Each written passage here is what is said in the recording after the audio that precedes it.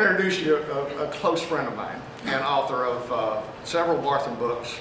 The latest one he published is called Travels on the St.Johns River, and somebody's got a copy of it. Wave it at me. Yeah.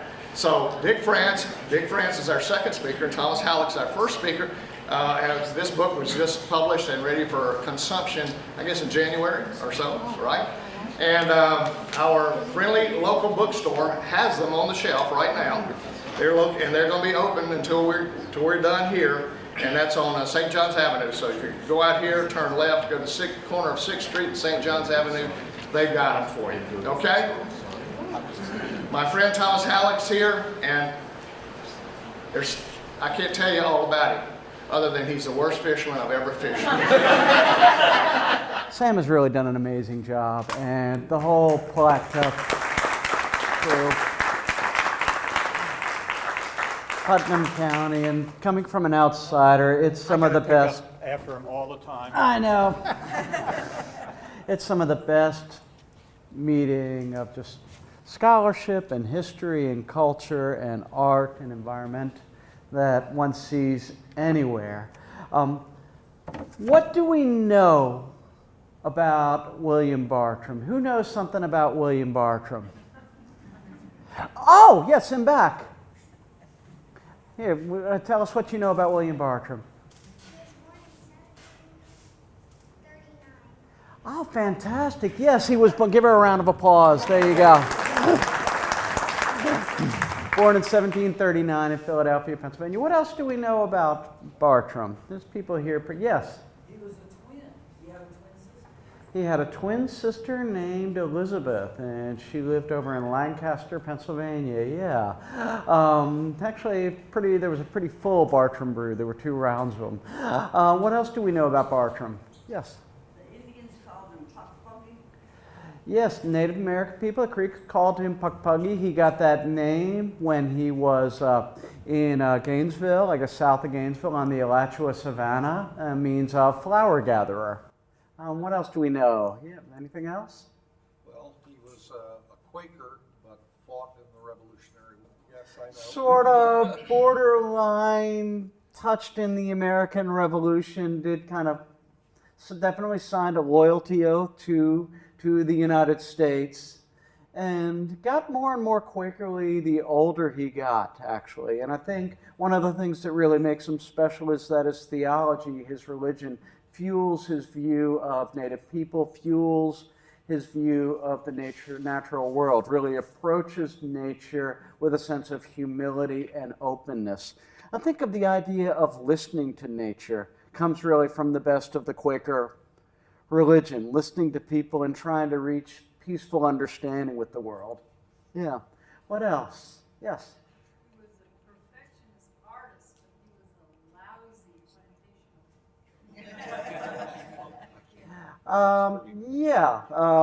lousy I always joke that Benjamin Franklin could not get him a job. He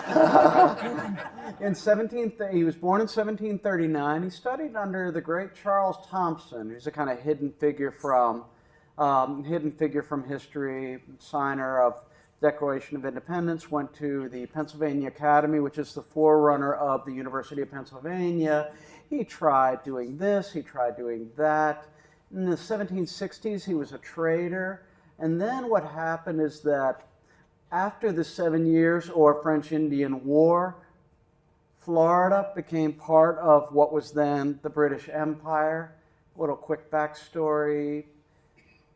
The British took Cuba during the 7 years of French-Indian War, and then in exchange for Havana and Cuba, the British said, here, you can have Florida. So Florida was kind of the consolation prize. With that, there was a wave of paper speculation, indigo, and people started running plantations. And William Bartram came down here with his father after the French-Indian War and botanized, but they were also kind of sussing out the land for speculation, for use, for that kind of economic transformation. He stayed in 1765, 66. He was not a particularly good planter. But the thing about that is that he began to evolve as an artist in the 1760s. He had always been a drawer. Drawing and botany are his darling delights, it was said of him. But he couldn't really find a career. And then sort of bounced around through the 1760s. In 1773, he got the call from John Fothergill to explore the Southeast. Wandered around the Southeast for 4 years, touched into 8 present-day states, Brad? 7, 8? Yeah, we're debating Tennessee. I don't know if Tennessee... no. All right. Came back in 1777. Now, came back to Philadelphia in 1777 to the family business. They were all horticulturalists.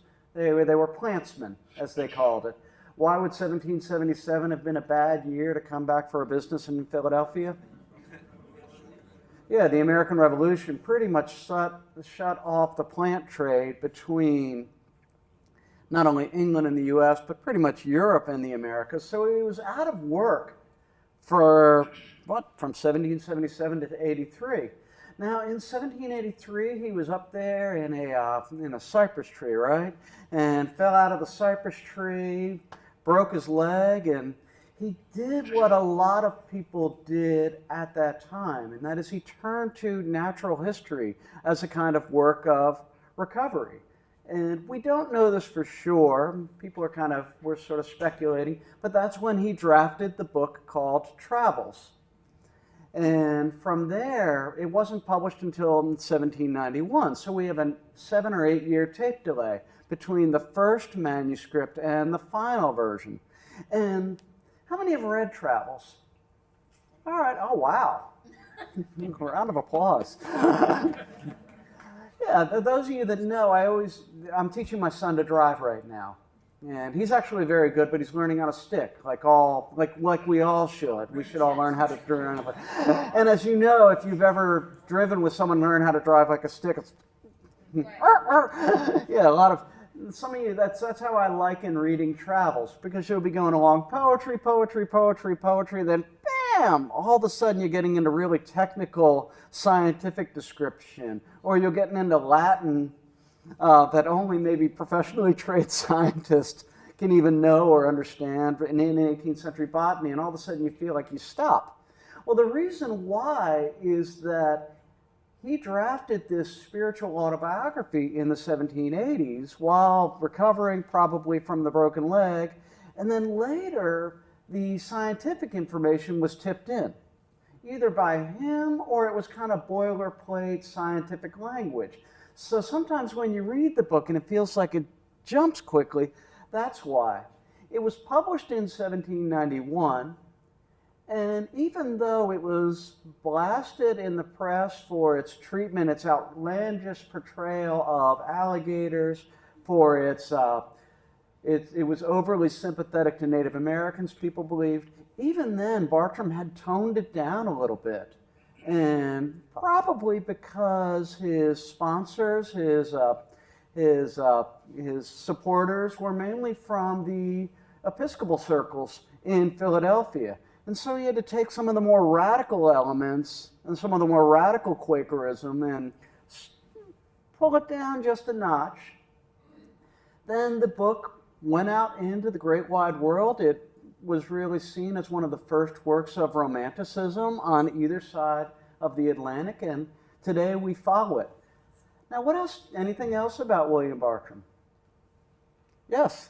He was asked to go with Lewis and Clark on their expedition. Yes, although he was pretty old by that point, right? I mean, he was born in what year was he born again?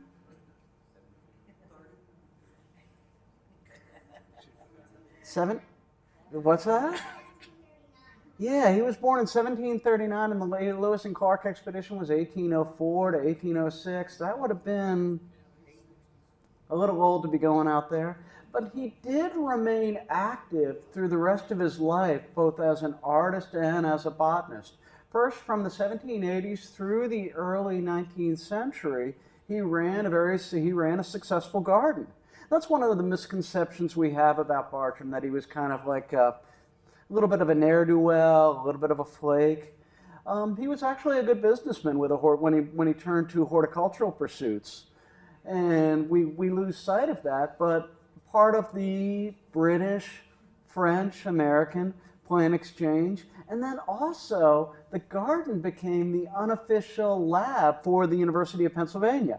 So his friend Benjamin Smith Barton, with whom he collaborated quite a bit, professor of natural history and materia medica, used to take his students over to Bartram's gardens. Really, really great reading. There are a whole bunch of medical theses that Bartram provided the engravings for. Some of my favorites, experimentations with botanic cures, they're almost comic because they're talking about what their dosage is, and then, no, this didn't work.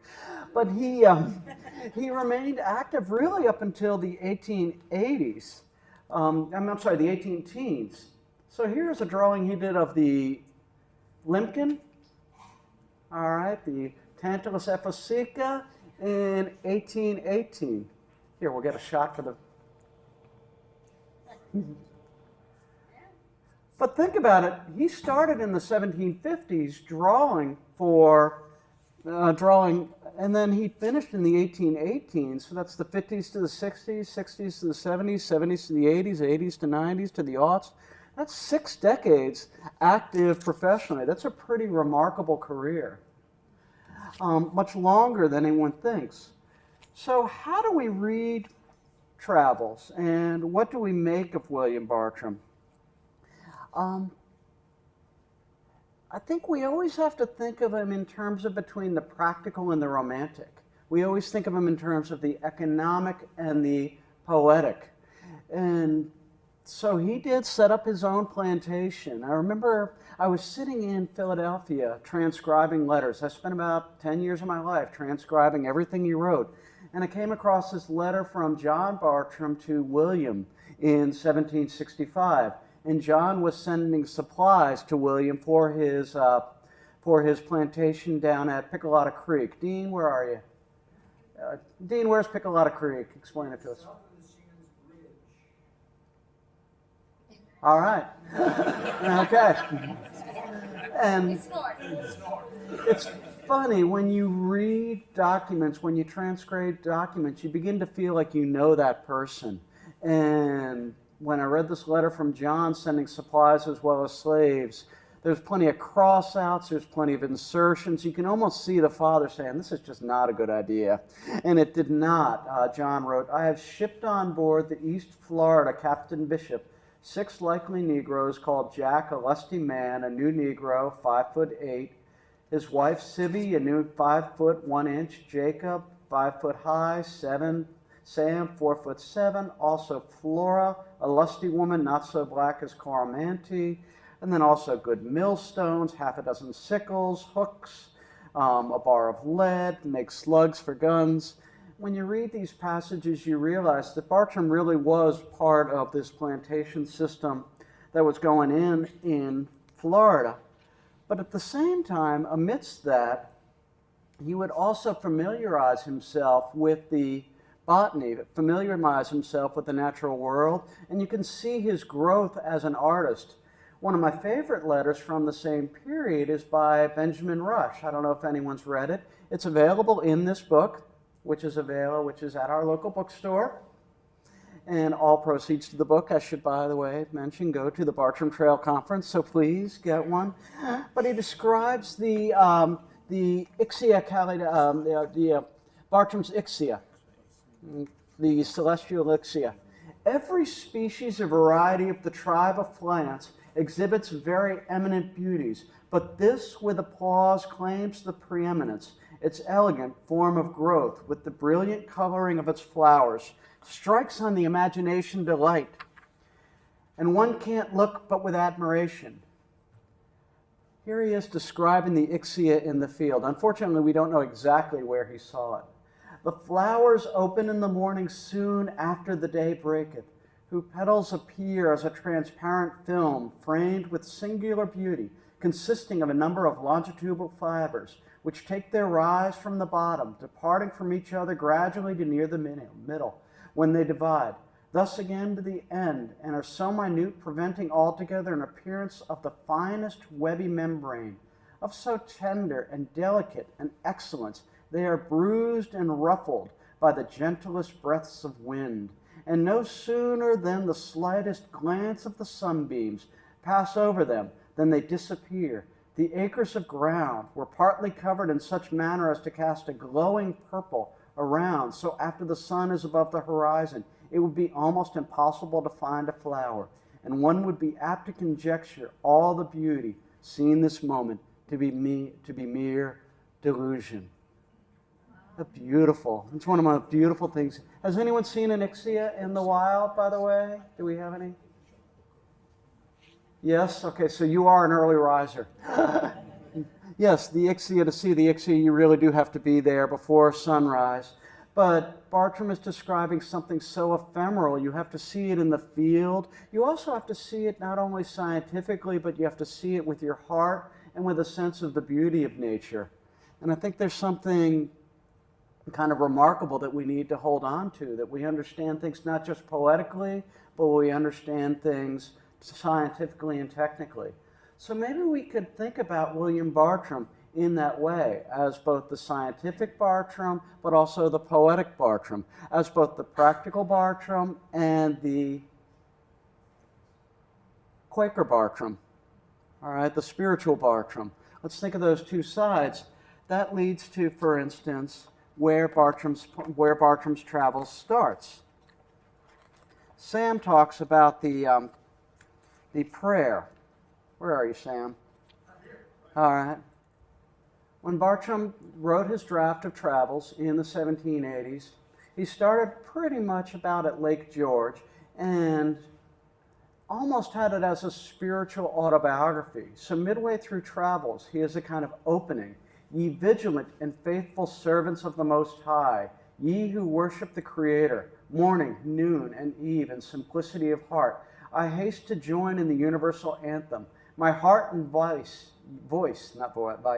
my heart and voice unite with yours in sincere homage to the great Creator, the Universal Sovereign. Oh, may I be permitted to approach the throne of mercy. May these my humble and penitent supplications, amidst the universal shouts of homage from thy creatures, meet thy acceptance. So Bartram is approaching nature almost, well, in a kind of spiritual way, and then again, with travels, later add in the scientific. So please hold that in your mind as you read Bartram, not just the technical, but also the Quaker. It makes it a really, really difficult book in a lot of ways, and it makes it a complicated book. It makes it tough to wrap your brain around, because Bartram is always shifting gears. And one of the things that we're trying, bless you, one of the things that Dick and I were trying to do when we prepared this volume, is we want folks to not only have a field guide, an understanding of William Bartram in Florida, but we wanted people to begin to look at travels in an increasingly complicated way. I wanted to give folks lots of different angles. The thing about Bartram is you have to read him almost like you're peeling back an onion. You keep coming back to him. And when you're reading, when you come back to the book again and again, you find it gets more complicated. So Bartram passes his own plantation at Piccolata Creek, all right, in Travels. And there's an interesting thing. How much does he say about his plantation in Travels? Nothing. There's nothing there. And so what I want people to do I hope you do pick up this book, and one of the things I'd like you to do is find the different spots where he describes the same thing twice, and look for the contradictions, look for the trapdoors, look for the lacuna, look for the holes, look for where Bartram is sort of going back on himself. And I think it makes it a much more human book. He's talking about the ephemera. Solemnly and slowly more onward to the river's shore, the rustling clouds of ephemera. How awful the procession! Innumerable millions of winged beings, voluntary verging on to destruction, to the brink of the grave, where they beheld bands of their enemies with wide open jaws, ready to receive them. But as if insensible in their danger, gay and tranquil, each meets his beloved mate in the still air, inimitably bedecked in their new nuptial roses. What eye can trace them in their varied wanton amorous chases, bounding and fluttering on the odoriferous air? With what peace, love, joy do they end in their last moments of existence? So it's a fascinating thing that Bartram is there passing the place where he had his plantation. It was a failure, where his father sent him the half dozen slaves, and there he is describing the mayflies.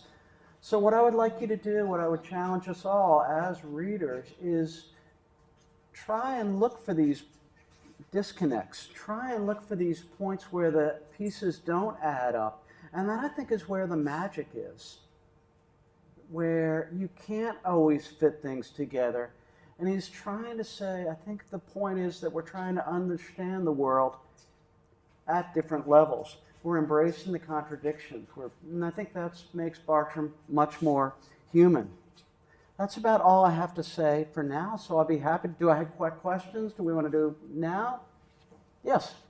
What was his relationship with George III? I mean, it says he was his botanist, but he was an American.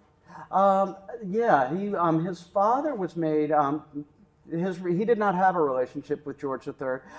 His father, John Bartram, born in 1699, died in 1777, was made botanist to King George III and was given a modest stipend, and that is what allowed John and William to travel up the St. Johns River. But they were both loyalists. Well, John was dead. John died in 1777, and then William was with the Patriots side, although kind of 30% Patriot. How about that? He ends up in Georgia, apparently, in a small battle that had taken place. Yeah, at the St. Mary's River, part of the defense. Right. Mm-hmm. Right.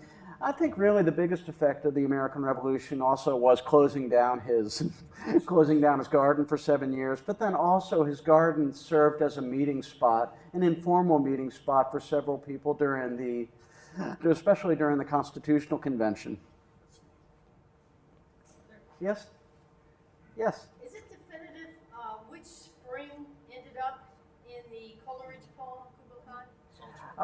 Yes, that would be Salt Spring, and there are a couple of passages from Salt Spring that went into Kubla Khan.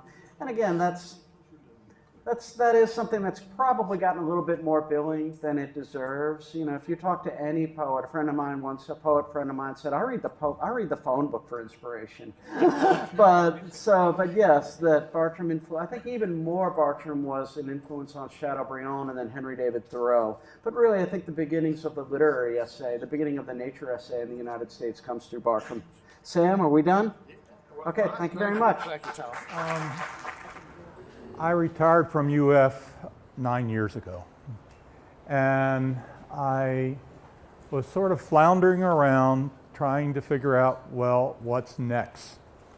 And so I took an organic gardening class here in Palatka, and at that point, the teachers took us over to Waterworks, which is near Ravine Gardens. And while they were demonstrating the lasagna technique for a humus pile, I was looking around thinking, well, this would be a cool place for an organic garden, a community garden.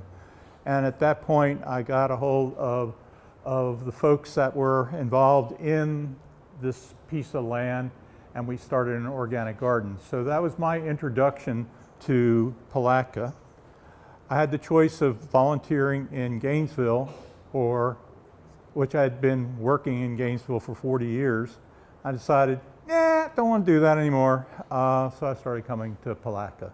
And the rest of the story is Waterworks, Bartram, and the River Center, and it goes on. So I sort of become obsessive about things like that. But anyway, and then I met Sam and got involved in the Bartram committee, and you are seeing now what can happen when you get somebody like Sam cracking the whip. We all jump when he cracks the whip, and he's amazing. He's an absolutely incredible individual, and he is responsible for all the things that are happening with Bartram in the St. Johns area.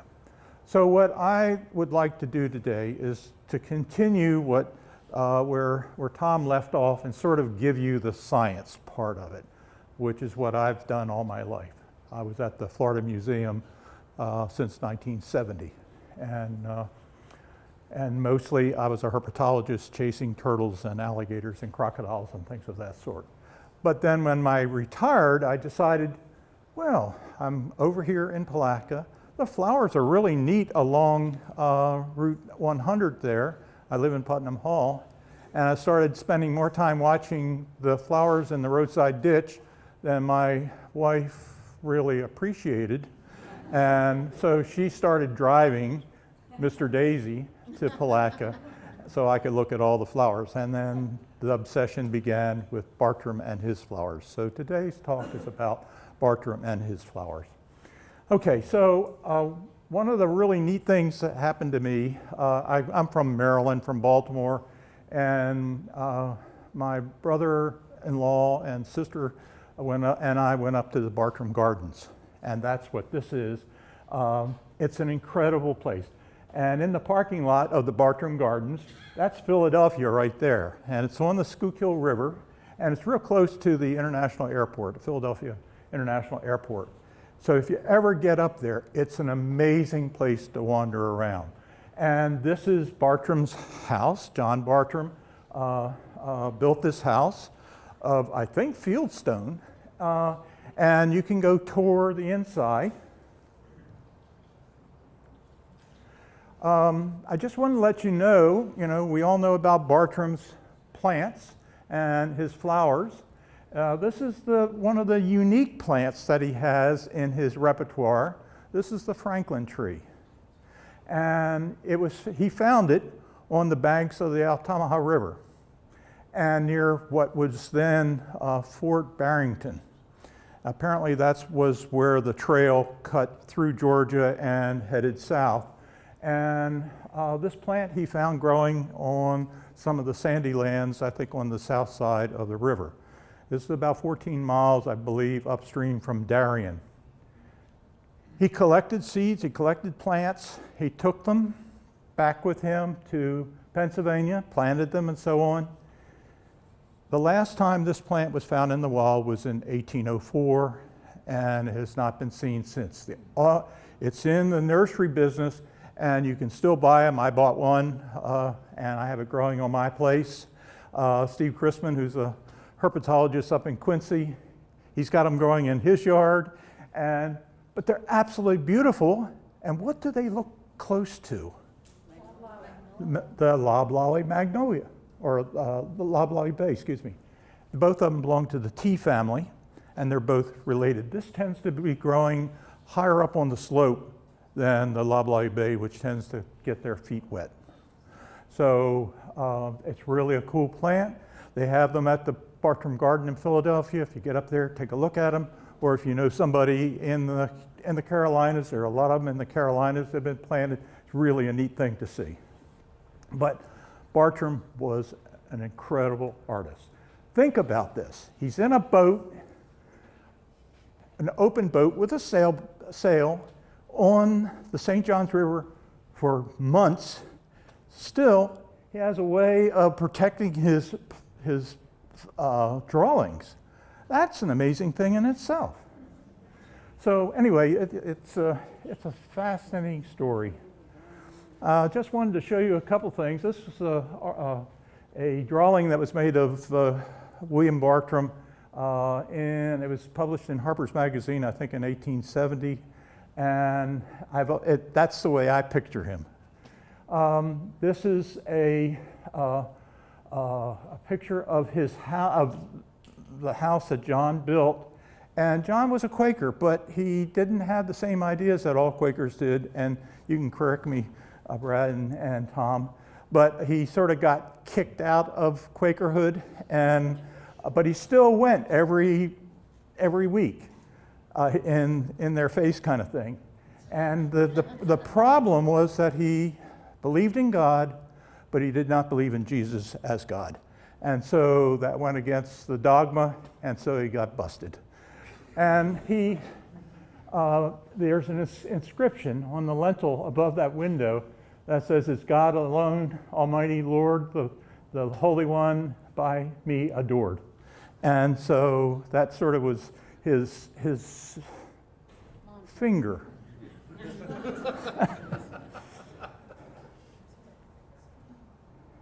Okay, so as Tom said, John made one trip to Florida in 1765-66. He picked up his son from Wilmington, North Carolina, and brought him with him. He was getting in trouble with his uncle at his uncle's house, and so they came here.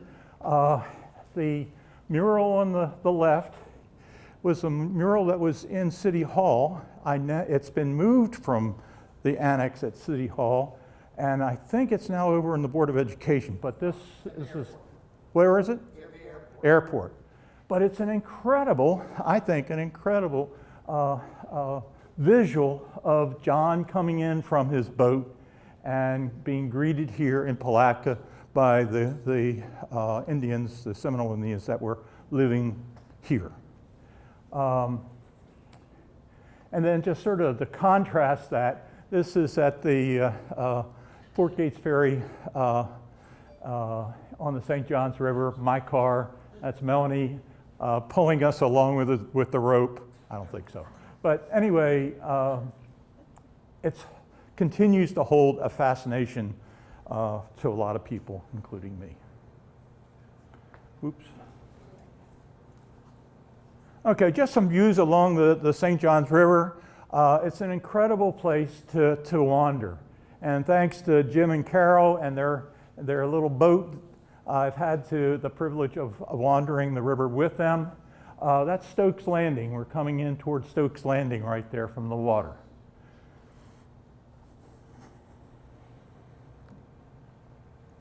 So I wanted to show you some of the animal life and plant life that Bartram saw, observed, and in many cases illustrated. You'll notice that photograph there is this guy right here. And as far as I can tell, it's a bluegill. The lower picture, I'm trying to become also a watercolorist in my old age. And so that's my bluegill in amongst the roots of the St. Johns River. But the important thing is that the river is full of life. The pistia, which Bartram called pistia, or water lettuce, is a native. A lot of people think it is introduced, but it is native. There are fossil seeds of this plant at Vero Beach. What's the age of Vero Beach? Million? It's at least terminal place to see. Yeah. So a long time before people had. 12,000. Yeah, 12,000. Okay, and it also, the pollen has been picked up at Lake Annie by the paleobotanists that were drilling down into the sediments. So it is native, contrary to what you read. And then Nufar, which is the spatterdock, which is a yellow water lily that basically coats the edges of the St. Johns River. So these are, when I think of the St. Johns River, I think of these kinds of images. Okay, along the edges of the St. Johns River, this is near Drayton Island, Bartram found this plant, and that's his illustration of the scarlet hibiscus. And he writes, there are some rich swamps on the shores of the island, Drayton, and these verge on the outside of large marshes, covered entirely with tall grasses, rushes, and herbaceous plants. Herbaceous means they're not woody. The most stately of all these herbaceous plants grows 10 to 12 feet high. These branches are embellished with large, expanded crimson flowers. You know, going back to Tom's comments about his words and his illustrations really capture for many of us, including me, this sense of being on the St. Johns River. Remember, they were on the St. Johns River. There were Indians living along the river. There were a few plantations, but it was pretty vacant. And they had no maps. They had no ice chest full of cold beer. So think about that as it relates to all the things that you hear today, and think about with Bartram.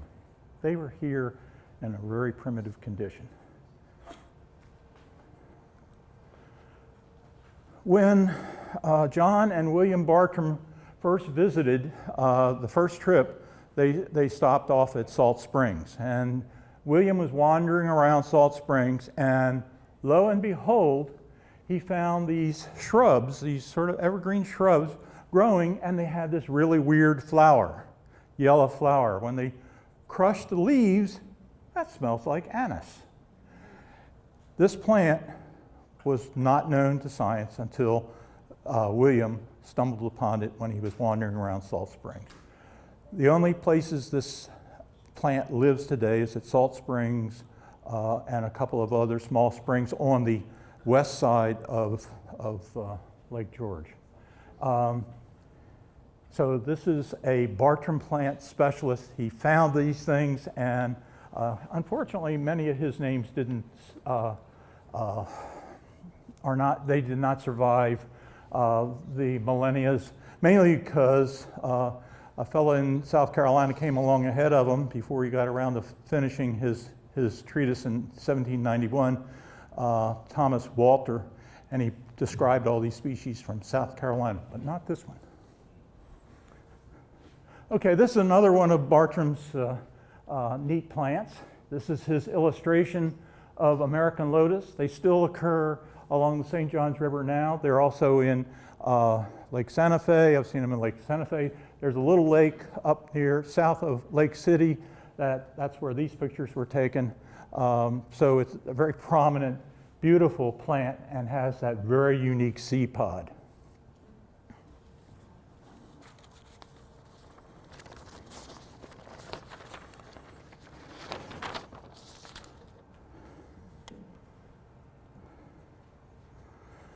Another plant that you find growing along the St. Johns River are another couple of plants, the string lily or the crinum lily and the spider lilies.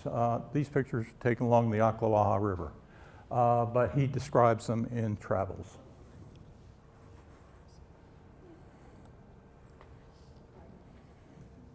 Another set of plants that also grow along the river, but a little further in from the water edge, is the Cardinal Flower, which is poisonous, by the way. It's a lobelia. It's a beautiful thing. It's a hummingbird pollinated creature, and lizard tail. They both tend to grow back into the wet forest.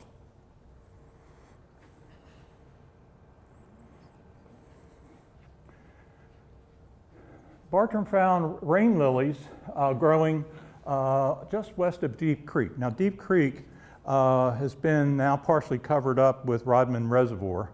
But if you go south out of Interlachen, you'll go down in a dip. There's a beautiful little creek there. It's the only place in Peninsula Florida where the white cedar is native to. He found the rain lilies over there on the left, the rain lilies there. This is another plant that he describes, the wild petunia, and this is almost a weed, but it tends to grow in moist forest.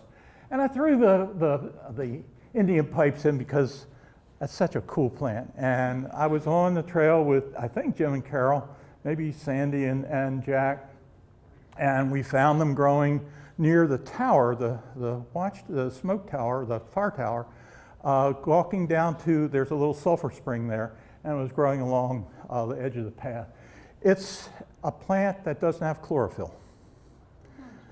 It gets its nourishment from feeding on a fungus or a series of fungi that grow associated with the roots of trees. So it's a saprophyte. And this is the only one I've ever seen in Florida. Up in Maryland, I'd find them in the woods all the time. But so I just threw that in. Such a gorgeous little plant. And it's a flowering plant. Those nodding things are the actual flowers.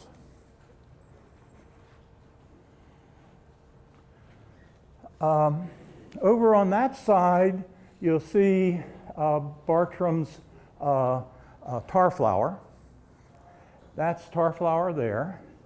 It secretes a resin. The petals do, the buds do, some of the stems do, and they catch insects. Now, I'm not sure what they do with the insects, but they do catch insects. And back in the olden days, people used to hang this up to take care of flies, catch flies in their houses.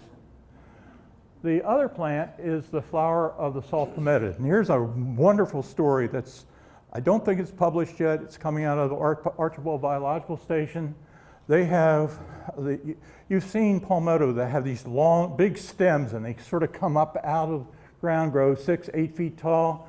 Well, what one of their scientists did was to map out the underground parts of that, took samples from it, did carbon dating on those samples, and they're finding out those stems could be as many as 3,000 or 4,000 years old.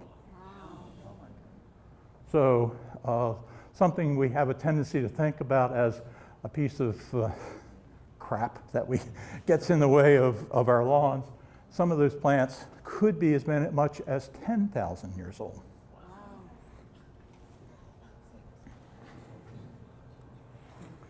And here is Bartram's Ixia that Tom was talking about. I think that based on what I see in the descriptions, he found this near Lake Dexter, which is near Lake Monroe, which we'll hear more about. But anyway, it's an absolutely beautiful plant. It grows in moist to wet flatwoods that have been recently burned. These came from up near Green Cove Springs. There's a patch of them there in that St. John's Water Management District property on the south side of the road as you're getting ready to go over the Shands Bridge. Shands Bridge. Anyway, that's where these photographs were taken. That's Bartram's illustration of it. And this is what you find when you see them. If you find one, you find the whole area filled up with them. They only bloom for a couple of hours early in the morning, and then they're gone. And the plant itself is so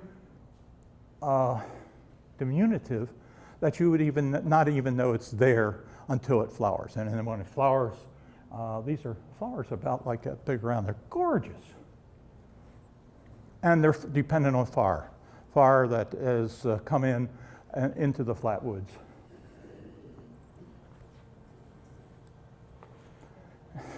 One of my favorite plants, and I've been pondering these plants for quite a while now, and Bartram described all three of these plants. The top one, the maroon one, is a dwarf pawpaw, or pygmy pawpaw as Bartram called it. The plant to the right that's sort of off the screen there is a woolly pawpaw, and he described it from Rawlstown.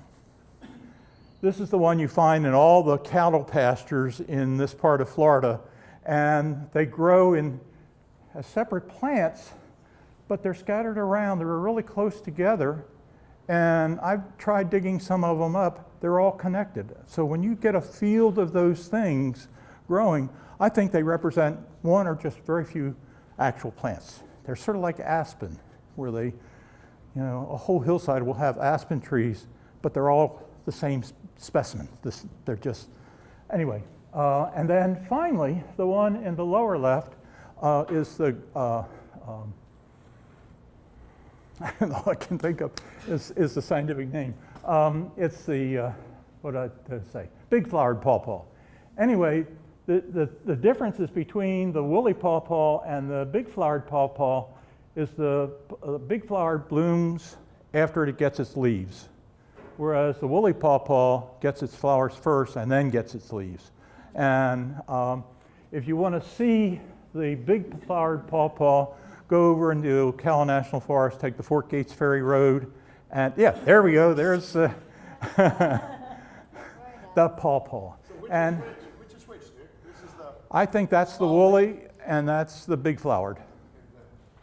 And it turns out that he describes these things from what I think would have been the town of Rodman today. And in fact, all three of those species now currently occur in that little upland where the town of Rodman sits. The pygmy is very delicate leaf things. The other two get fairly large leaves. The big flowered pawpaw gets about this tall. They're beautiful plants, and you all probably at one time or another recited the pawpaw song.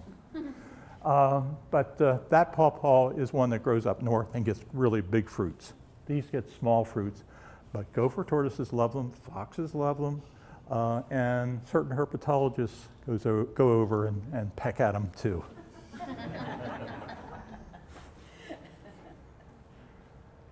And then this plant, Bob Bird showed me this plant. And Bob is one of these wanderers on all the trails in North Florida. And he was wandering a trail along where the Santa Fe Swamp is. And growing all along the margins of that trail, it's a fire lane, is this thing. And I had never seen this in the wild. He took me there and said, look, it's right here. But anyway, this is a Kalmia. Now, what other plant do you know of that's Kalmia that you would know instantly? Mountain laurel, right. That's a Kalmia. If you look at those flowers, they look like mountain laurel flowers. But this thing only grows as a low shrub and has very small leaves, and they're hairy. Hence the scientific name hirsuta, meaning haired. And the mountain laurel is not haired. But Bartram saw this all along the St.Johns River. And the common name is, okay, forgive me, Lord. The common name of this is Harry Wiki. So I went on the internet to look it up. And they have a hairy wiki there, a hairy angel wiki. And she ain't a plant.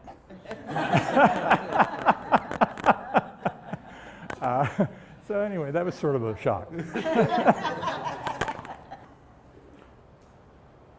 Okay, now, if you want to come and visit Bartram's Green Empire, there's a book actually, a children's book or an adolescent book called was it? Darn thing. Anyway, it's a child's book, and it's called Bartram's Green Empire.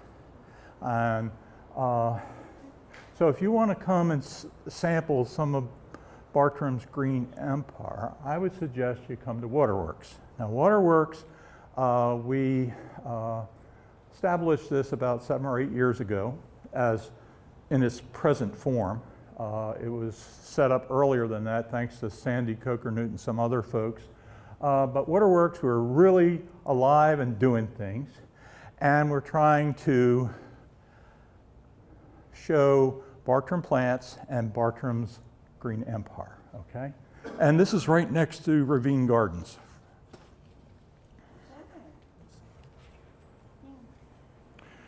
We're trying to not only plant things and restore things, we're also trying to interpret things. And my wife, Melanie, over here is a graphic designer, artist. I know you're shaking your head no, but got to live up to your past some point. Anyway, she helps me with developing kiosk for out there. And this is one that we just recently completed on the St. Johns River wetlands. This piece of property, we bring, in fact, every kid in Putnam County comes to us during the course of a year, 3rd, 4th, and 5th grades. And we have guided tours. We expose them to sticky things like Smilex and swamps. And so this is, we also are open for visitation too. It's unfortunately right now we're all volunteers, so our visitation is pretty limited. It's Wednesday mornings and the first Sunday of the month. and love to have you come over. The problem is we don't have enough volunteers to keep us open longer than that. But anyway, we're developing these kiosks as interpretive information for visitors. What is happening there is one of the projects is restoring the wetland. This piece of property was originally the old water supply for Palatka. And when the town burned down in 1884, it rebuilt. That's where all the brick buildings came along after it was part of the rebuild, and this water works was set up at that time to have a domestic water supply piped to Palatka so that people had something, water in their homes, and also in case a fire got started, they would have some way of putting it out. And that's the old pump house there in the lower left. There's water that comes into the property from Ravine Gardens. It's spring water out of several steephead streams. And then this water was held in these various ponds back in the olden days. And what we're trying to do now is to create some kind of natural setting within these sort of cultivated areas. The top is meant to be a fishing pond. We want to have fish in the pond for parents and their kids to go fishing. There is an area off as we come down. As you look down the path here on the left-hand side, we're turning that into a marsh.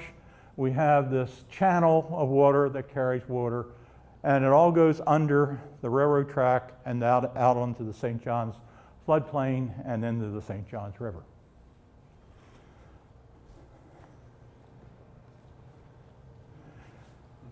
Another thing we're trying to do is, we're restoring the wetlands, so we'll have examples of wetlands. We also have some uplands on the property. And so we wanted, one of the big stories that we tell the visitors is about water supply, water production, and conserving water, okay? And so what could be more of an example of how natural systems conserve water, but a sandhill. All right, sandhills are the ones with the longleaf pine, the wiregrass, there'll be turkey oak in those habitats, and it's one of the richest, botanically richest habitats we have in Florida. Dave Hall and I did a study on some UF property near Melrose, and we found 350 species in our sandhills on that property. And many of them are found no other place but in that habitat. So what we decided to do with this property, this soil is the same soil we have at Ordway, Candler soil. So we've been building, we put this barrier around about a half acre. We've introduced gopher tortoises to that property, and we've introduced so far about 50 species of sandhill plants. What they all have in common is they have their own ways of conserving water, and that's the message that we're trying to convey. The wiregrass that's growing in there, the tufts that you see, they have a fibrous root system. Any water falling from the sky onto the surface, they suck up. Some of them have roots that go down really deep and to a more permanent water supply. So all the plants have ways of conserving water. The gopher tortoise does the same thing. It gets most of its water supply from the food that it eats.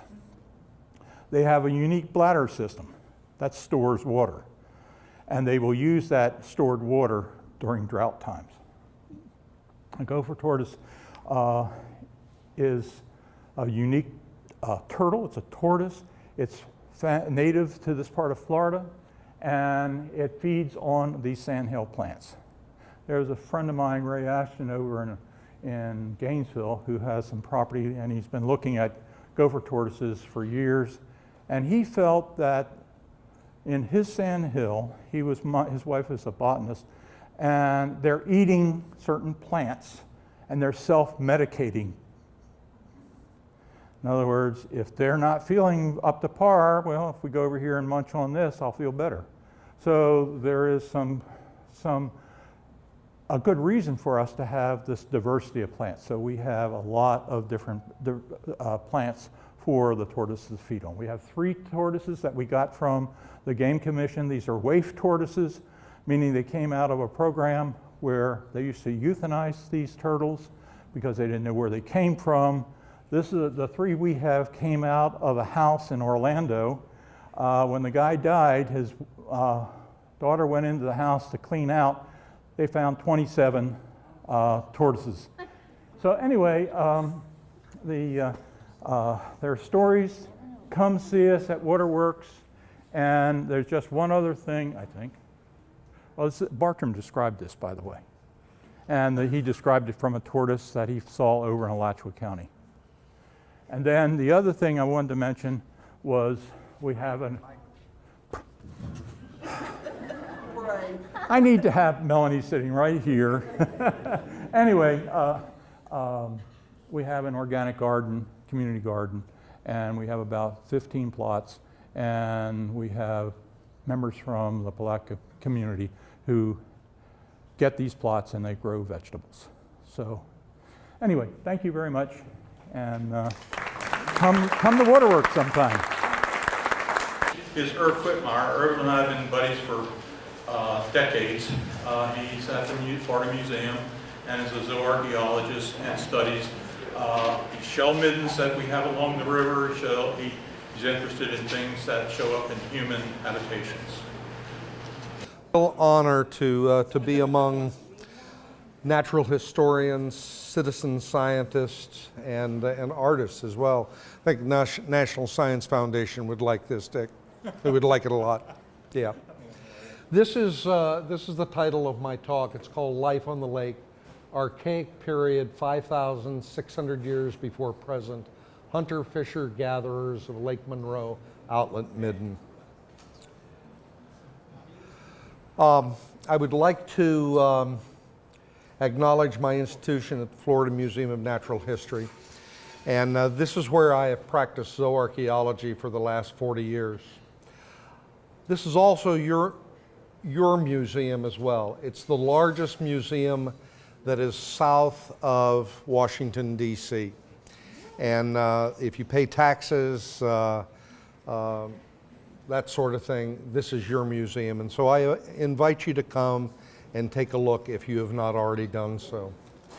Zooarchaeology. Now, zooarchaeology may be a foreign term to some of you.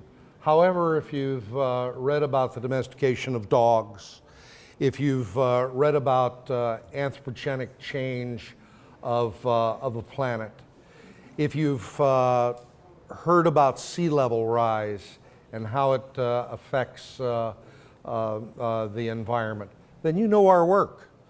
This is the sort of thing that we do.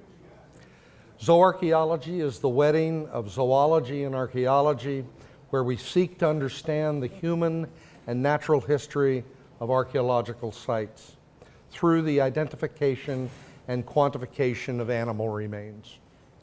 One of the nice things about my job is that I actually have students. These students, I hope I'm not offending, but these students are from the University of Georgia. We also maintain comparative collections, and so these are the known skeletal remains of animals that have been collected from various situations.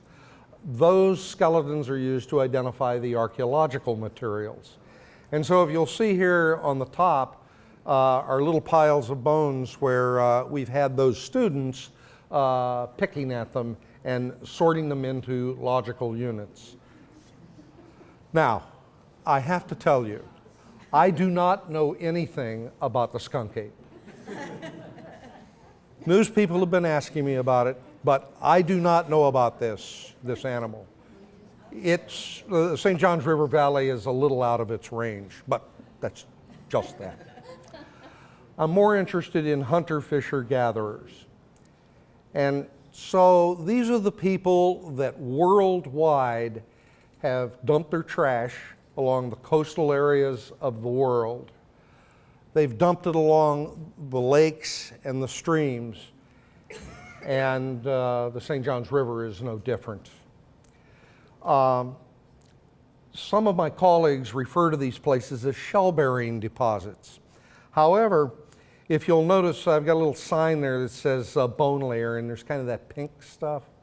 Well, in that shell section that you're looking at that's well over 2 meters deep at Cache Mound in Charlotte Harbor, that's a bone layer, and that's nothing but catfish bones in there. So these places are no more shell-bearing than they are bone-bearing or artifact-bearing. And they're important places for cultural studies and biological studies. The oldest shell middens date to 160,000 years BP at Pinnacle Point, South Africa. It has that nice golf course on the top of it. So change does happen.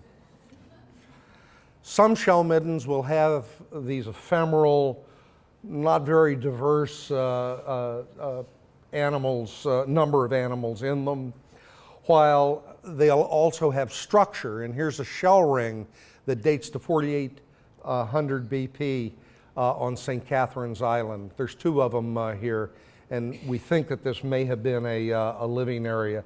And you can see that that's almost 60 meters across if you kind of give it a measure. Shell middens are also these very large sections, and they can be deposited in fairly quick order. That section there, 2 meters deep, less than 200 years, so it doesn't take long. There's also a ritual component to shells, and so these graves that you see at Shiloh Cemetery, those are capped with hard clams, Mercenaria campuchiensis. The one thing that we know from our studies is that each fragment of bone or shell contains a record of human adaptations to an ever-changing environment. Shell middens are non-renewable resources, and that's an important thing to remember because these represent an archive of paleoenvironmental information as well as prehistory. So for my talk today, I go to the consummate observer, William Bartram. And so I'm going to ask the question, and I'll answer this at the end of this. What did Bartram see? But I also am very interested in what did Bartram not see? And so we'll talk a little about that. I want to read this section to you. In mid-May 1774, traders went ahead with goods to the upper store at present-day Astor. Bartram followed in his small boat, passing Mount Hope. And he says here that this was it's a large shell midden that was named by my father and now demolished for road fill. Bartram mentioned that British residents had converted older Spanish orange groves into large indigo plantations. At Mount Royal, which is Fruit Cove, the party spent the night with a former Indian trader, Mr. Keene. On Lake George, they camped at the south end of Drayton Island near the remains of a large mound and Grand Avenue.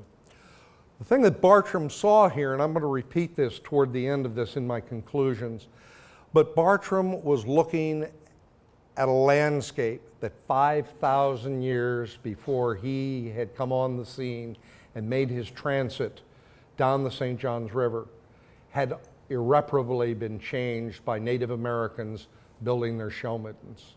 So he actually camped on them, he saw them, he experienced them.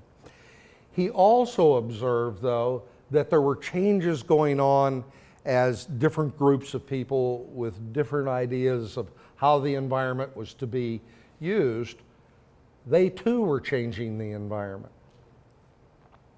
And so here's Old Enterprise, which ends up being pretty well destroyed. Some of the sections are still there. But also, here's one, and I don't know which one of the mounds this is. But if we take a look at Asa Randall's work, he's a PhD, recent PhD out of the University of Florida, that studied these mounds, you can see that each one of those little black spots that's on that map, around 100 of them, represent shell middens that date to the Mount Taylor period. And this is roughly 7 to 3,000 years ago. The neat thing to think about is these people had not invented pottery yet. These were pre-ceramic individuals that were living here. Pottery, it would be another 2,000 years before pottery would be invented someplace along the southeastern coast, maybe near Jacksonville or one of those places. Then Jeffries Wyman's, 93 years later, he ends up making the same trek down Lake Monroe and to the Outlet Midden, which dates to 5,600 years BP. And you can see that little pink spot that is there. That is where, that would be the location of the Lake Monroe Outlet Midden. And we're going to talk about that because it's an example of what Bartram saw, but also what Bartram did not see. With time comes travel, and Indiana Jones reminds us all that it's not the years, it's the miles. So here we are. When this roadway, I-4, was expanded, federal mitigation kicked in, and you can see here's the highway in the middle of that, but those contours that you see are the living areas of the Lake Monroe people. So the excavations took place in 2000. We have been remiss in our duties publishing this. These have not been published, so you folks are getting the first handle on it. This would be a cross-section of where the excavation takes and shaves down through, removes the material, exposing the various layers of material. And as what you're seeing here is that light brown stuff are apple snail and banded mystery snail, and then the darker stuff that's more difficult to see is Elliptiobucklei. That's one of the pearly mussels, and so those of you that have spent time exploring the St. Johns River, these animals are going to be very common to you. You're going to recognize those. So we're going to use zooarchaeology to deconstruct Lake Monroe Outlet Midden fauna. This is what Bartram didn't see. He didn't have the opportunity, because it's not for another 100+ years did anyone start thinking about zooarchaeology. So first of all, it was screened by the archaeologists. Those students that I showed you, we 1 banana push, 2 banana pull, that they did the sorting. And then it was prepared for curation in the collections at the Florida Museum of Natural History, and it was quantified. So I want to give you just a summary of what we find out. Now, many of you might think, well, deer, raccoon, possum, animals like that. This is a summary where I've not listed the 44 species that were identified in the faunal assemblage. Out of this, we were able to calculate that there was 5,934 individual animals that were represented here. And so this took almost a year to identify. This frequency distribution shows that only 5 species really accounted for anything in the environment. And these were the apple snail, the viviparous, which is a banded mystery snail, and then of course Elliptiobucklei, the pearly mussel. So this was the base plate. And then for the fishes that were there, lake chubsucker, catfish, the sunfishes like Bartram had drawn, and garfish were among those animals that were most utilized. There's very few of terrestrial species that occur in here. The small sizes of these animals, because we went and we measured each one of the vertebrae of the fishes. Yes, we do that. You were very, very bad. That was the joke. Yeah, you're right. We think that one of the key elements of gathering these animals was with the use of fine mesh nets. And many of these are less than 1/4 of an inch in mesh, if you will. So little bitty fish like that. So Lake Monroe, Outlet Midden, conclusions. The faunal assemblage documents a rich and stable fishery that was primarily associated with riverine and lacustrine ecosystems. The assemblages contain core species that quickly recover when over-harvested. Now I'd like to turn here to the art and the technology that Bartram didn't see. And so these stone pieces, flint or chalcedony that you see, if you'll notice, all of these have a little hook on them or a little pointy end. Well, those are burins, and in the modern toolkit, if you were going to scribe metal or plastic or some material, you would use a burin, and many times you would chuck these up in a lathe. And this was one of the tools that they had. Now this is the distal end, very end of the foot bone on a deer. And if you'll notice on the other end, that whole chunk of bone has been ringed and then snapped. So they were going after these long shafts of bone. And what did they turn them into? Bone pins. And so these are some of the bone pins that came from the Lake Monroe Outlet Midden. Now here's a really neat thing. I want to call your attention to this one all the way up on the left that has the 4 little balls on it and then a broken end. If you'll notice, there's a dark stuff that is kind of in between. That's the resin that after 5,600 years still survived when we started looking at this. So something had been attached to this.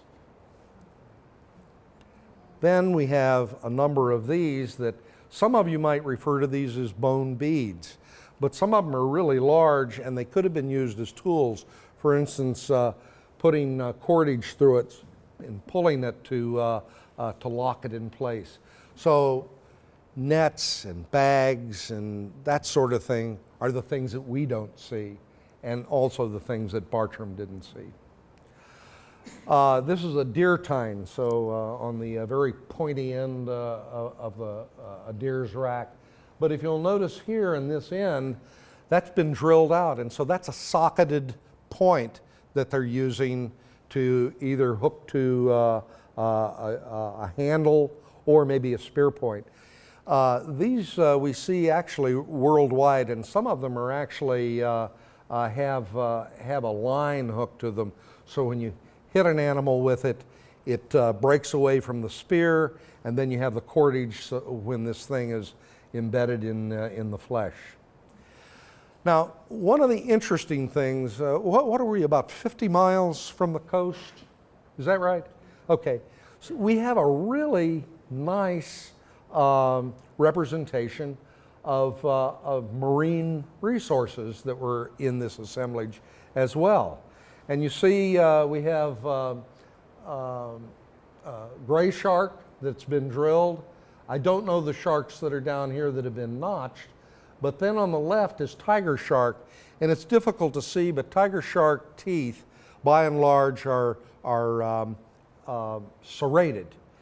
The one next to it is not serrated, and we believe that this is from use. And if you were to handle this, you would come up to the very edge on the left and the right. That's where the binding would have covered the tooth. Those are not worn away.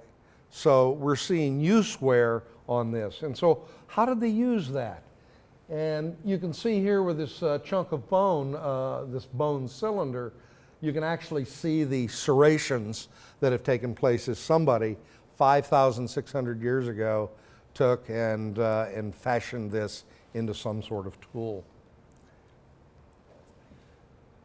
As I noted, this is pre-ceramic times, so how they were cooking this stuff and that sort of thing is a difficult question to address. However, this is an animal called Busicon contrarium or sinistrum. It's a left-handed whelk, and they've taken and they've broken out the columella, cleaned it out, and you can see on the left they've burned the bottom out of this, so they were using that shell to cook with.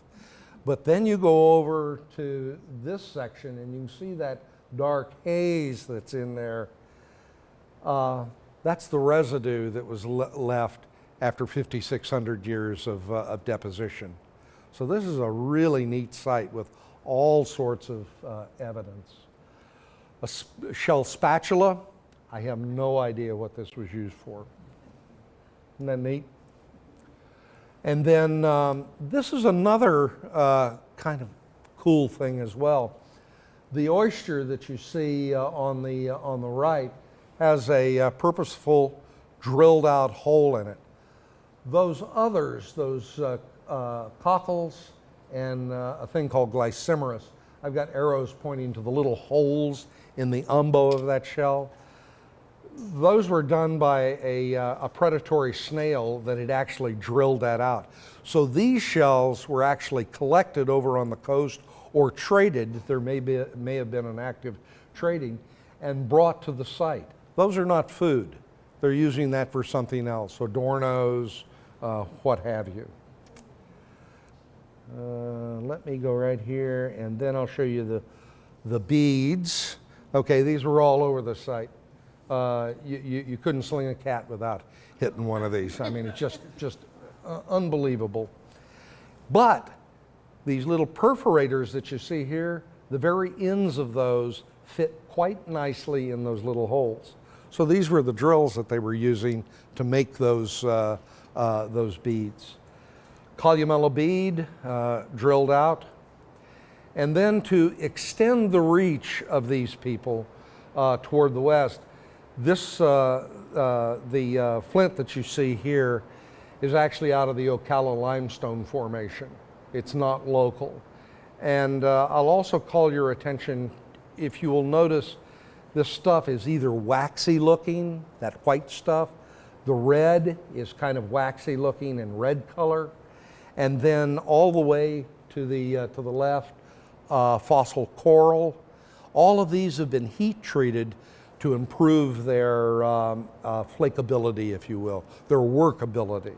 And so here's more evidence of the work that they were doing. If you'll notice this one, third one from the left, how anyone would be able, you know, in our time, to be able to flake stone like this and be able to put something together that looks like that. That's just marvelous work. And then, well, you probably heard Florida doesn't have any rocks. Well, that's not altogether true. But this is a non-native stone, and we don't know where this came from or what its provenance, but it's a bone bead, and you can actually look down the hole here where over a 3-inch piece of stone, this has been drilled out through the other end. So I come to the end of this, and this is a drawing or a photograph that was put together by the Nature Conservancy. And so I'm going to ask the question, what did Bartram see as he made his transit through the St.Johns River? He saw a landscape that was irreparably changed for 5,000 years before he arrived in the St. Johns Valley. Shell middens, by their very nature, represent anthropogenic change. Anthropogenesis means change, alteration done at the hand of humans. He did not witness a pristine environment when he came here. It had all been changed 5,000 years before. So when we think of Native Americans as not having an impact on the environment, then we have to rethink that and do a little more study. The formation of shell middens changed the ecological systems. Heavy exploitation of aquatic resources had their own environmental consequences. He also saw environmental changes taking place at the hands of the Spanish and the British as they tamed the wilderness. Anthropogenic change is not the result of the level of cultural complexity, but it's the way that we humans actually do business. And then finally, what did Bartram not see? He did not witness a people that were intimately and elegantly adapted to the aquatic environment.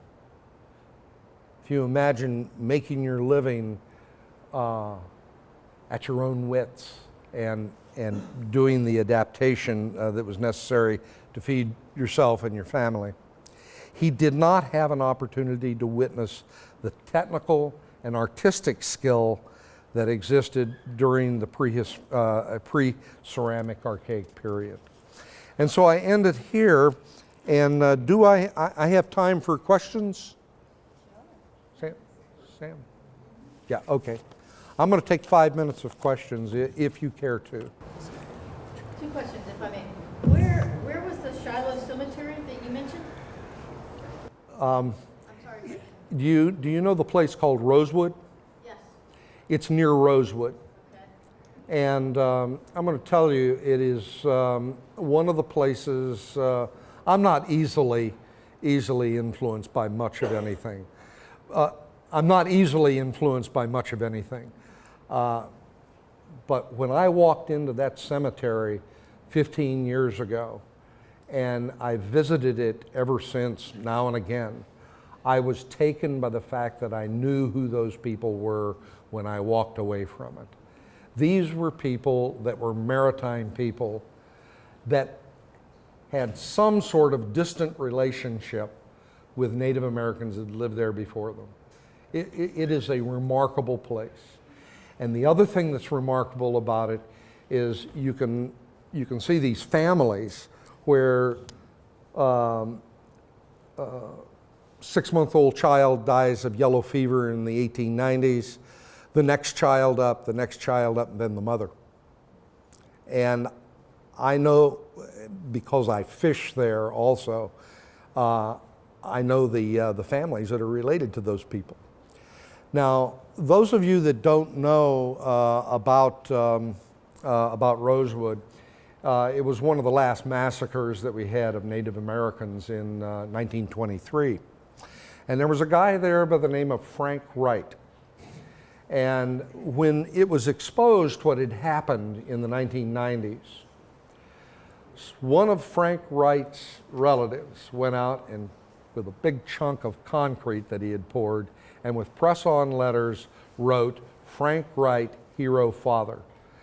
This was a guy that was a merchant, and he didn't like what was going on, and he hid a lot of the African Americans that were being chased out and killed there during the uprising. And he was truly a hero. And so the other thing that you get from Shiloh is you get a sense of ancestor worship and reverence that was there. Other questions? So, by the way, I'm taken by that place. It's wonderful. And I will tell you after this exactly where it is. All right? Who else? I did have a second question. Yes. You mentioned something about Jacksonville being associated with where ceramics were. I was using that as one possible example. Someplace along, the Georgia Bight goes from roughly Cape Fear, North Carolina, all the way to Canaveral. And it's the largest embayment that we have, and it's known for its extreme tides. someplace along there, probably in central Georgia, maybe down to Jacksonville, for several reasons we're saying that, ceramics, fiber-tempered ceramics were invented. So that's like the Apple computer being invented right there. So think about what it means to go out and to be able to cook something in a pot instead of whatever else was going on here. Yeah, right. Other questions? Listen, yes? The nets, you said they were using quarter-inch mesh. What were they made from? Yeah, we've had some experimental botanists working with that, and it looks like one of the best possibilities is a processed material from palm, so that brown webby stuff. And in fact, the guy that was doing the work, he was actually able to make the cordage and then turn out the nets. We do have some later on, more toward the present, ceramics that has net and press ceramics on it. But because we know what the size of the fish are, we know that roughly what the size would have to be to do that. Other questions? Yes. Oh my God! It's one of the hot topics in archaeology. I can't believe it. You know, it's everything from ritual behavior to just a regular old village where you're throwing stuff out the back door. But the interesting thing is the central area that you saw in that drawing is totally devoid of anything. It's been swept clean. So something's going on there, and we're not sure what the reason is. Films at 9 o'clock. Anyone else? Yes. How about the Wendover Pond? Wendover Pond, 8,000 years. Yep. Yeah. I read a book on that, and it said that they found genetic material in those burial sites. Brain material. Yeah, genetic material, and they said they were Caucasians and not Native American, like what we call Indian. Yeah, well, you know, we've had these things, various groups that have moved across. There's also a little dog that has been implicated as having where they've done the DNA work on them, has an affinity with Korea. So go figure, you know. They also found fabrics there. They had fabrics, and it was as fine as T-shirt. Yeah. The great exhibit in the, is it Brevard County? The Brevard County Museum, Yeah. Their Natural History Museum. Yeah. The book is Yeah. great. I think that's Glenn. Wendover Pond. Yeah, that's Glenn Doran, I think, that did that. And Glenn Doran is one of the great teachers that's out there. So your money that went to cover his salary is money well spent. Just a lot of his students have just turned out to be, pretty important people. Yeah. Thank you. Dick, thank you. What I'd like to do now is introduce Mr. T.R. Henderson, the president of the National Bartram Conference.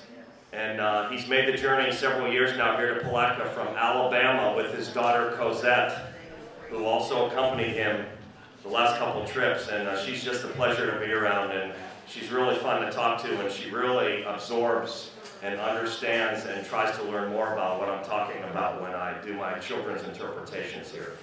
Mr. Henderson.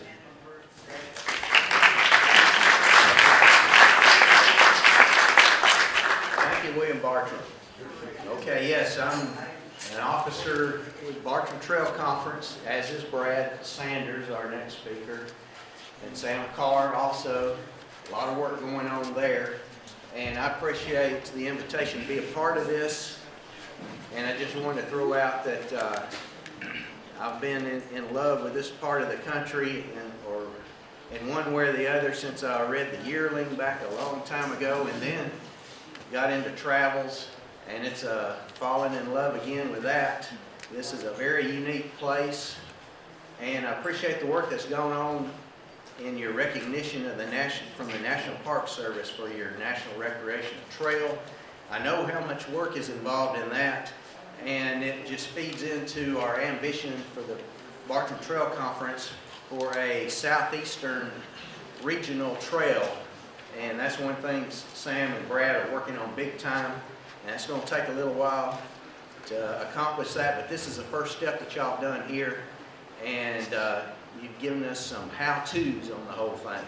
So I want to hear from Brad right here, myself, and I'm sure y'all do too. Brad Sanders is an officer and a board member of the Bartram Trail Conference and a retired school teacher. He's into art, photography, and writing, and been working on this trail across the southeast for a number of years, and he probably knows as much about it as anybody. So, Brad, what have you got to tell us about that?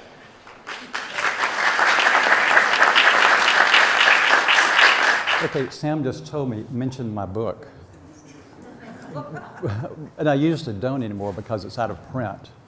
But you can find used copies of it, and some places have new copies on sale. If you go to Amazon or ABE Books or A Libris, it's Guide to William Bartram's Travels. And what it's all about is a non-academic book for people who are interested in William Bartram and want to go where William Bartram was and travel where William Bartram traveled. It's a great book. I figured since I was doing all this work, following around where he went and trying to figure out what he saw, I could write it up for other people to follow in my footsteps, and I followed in William Bartram's footsteps. But to start with here, I'm going to be talking about the William Bartram Heritage Corridor. How many of you are aware that the Bartram Trail extends beyond Florida? Okay, so you're not just Florida-centric, right? There you go. Yeah. Of course, people in North Carolina think that the Bartram Trail is in western North Carolina. This sign right here is at the corner of Spring Hill Road and the Okefenokee Parkway in the central part of Camden County, Georgia. And it's one of the few remaining artifacts from an effort back in the 1980s to mark the Bartram Trail everywhere. And when I first started doing this research back in the middle 1990s, there were actually 2 of these signs in Camden County. At one time, there were 4 signs all the way from the Altamaha River to the St. Mary's River. Now there's only 1 left. People have forgotten about them. They got stuck there about 1982, and it either stayed there or the bulldozer ran over it or the hunters shot it up. There is another sign at Fort Hull in Alabama on the old Federal Road. The Federal Road was marked somewhat, but in order to lay the groundwork for what we're doing now, this project has been ongoing for over 40 years, trying to establish a national Bartram Trail. When the National Trails Act was made into law in 1973, I believe it is, there were a number of projects put forward to be researched as to whether they could be a national recreation trail. And I believe the first one, the most important that got the attention of more people, was the Lewis and Clark Trail. The government pushed that forward. The Bartram Trail was in that list of trails to research and to look into. And crazily enough, George Wallace of Alabama was one of the people who helped create the Bartram Trail Conference, because in order to get a national trail, you have to have a nonprofit organization of citizens who have input in making decisions and gathering information and having meetings. And that's an important component of it. So the Bartram Trail Conference got started about 1976 or 77 It worked for 2 years. They published Bartram Heritage in 1979 and concluded that a national Bartram recreational trail was not feasible under the descriptions of what a recreation trail is supposed to be. A few years later, about 3 years later, another report came out through the National Park Service, and it was, I think, called the Bartram Project or something like that. And they concluded that neither could it be a national scenic trail or a national historic trail for various reasons that we can't get into right here, but a lot of it has to do with the fact that William Bartram was a rambling man. He did not start at point A and go to point B like a military road is, or an immigrant road. The Oregon Trail goes from around St. Louis to Oregon. You know, it's linear. And William Bartram wandered, although, like Lewis and Clark, who were on the Missouri River, William Bartram in Florida was on the St. Johns River, so that's easy to figure out. But a lot of other places it wasn't. A lot of the areas are now towns, cities, privately owned. And the second report from the National Park Service was 1982. And even though it concluded that a national trail was not feasible, they made suggestions about commemorating William Bartram because he's an important figure. And their suggestions essentially became what is known as a heritage corridor.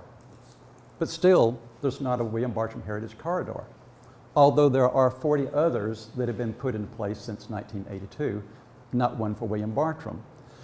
So what we're trying to do is take those two reports, generate new interest, and get a national, a William Bartram heritage corridor established.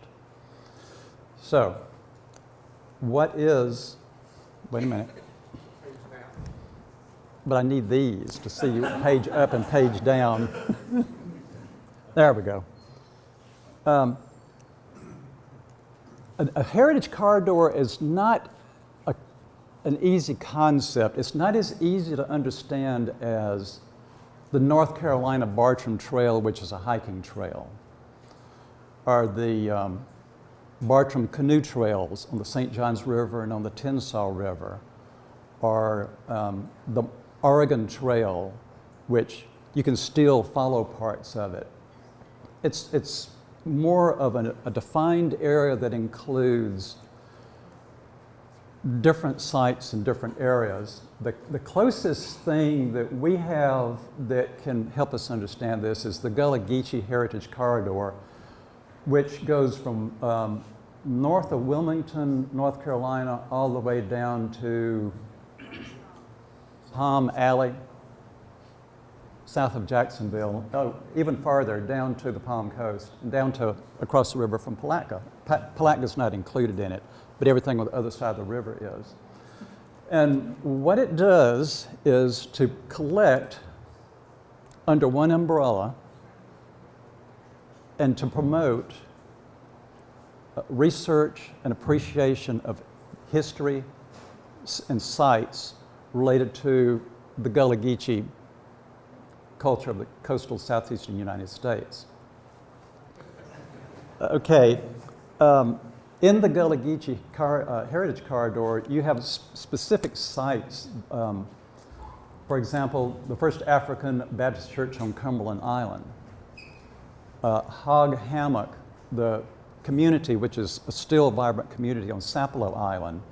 All of Sapelo Island is part of the Heritage Corridor. All of Cumberland Island is part of the Heritage Corridor. Even Fernandina is part of the Heritage Corridor because Amelia Island is important in the history of the blacks along the coast of Georgia since the 1700s. And on Amelia Island, it could also be part of the Bartram Heritage Corridor. This is the Bartram marker that's at the marina in downtown Fernandina.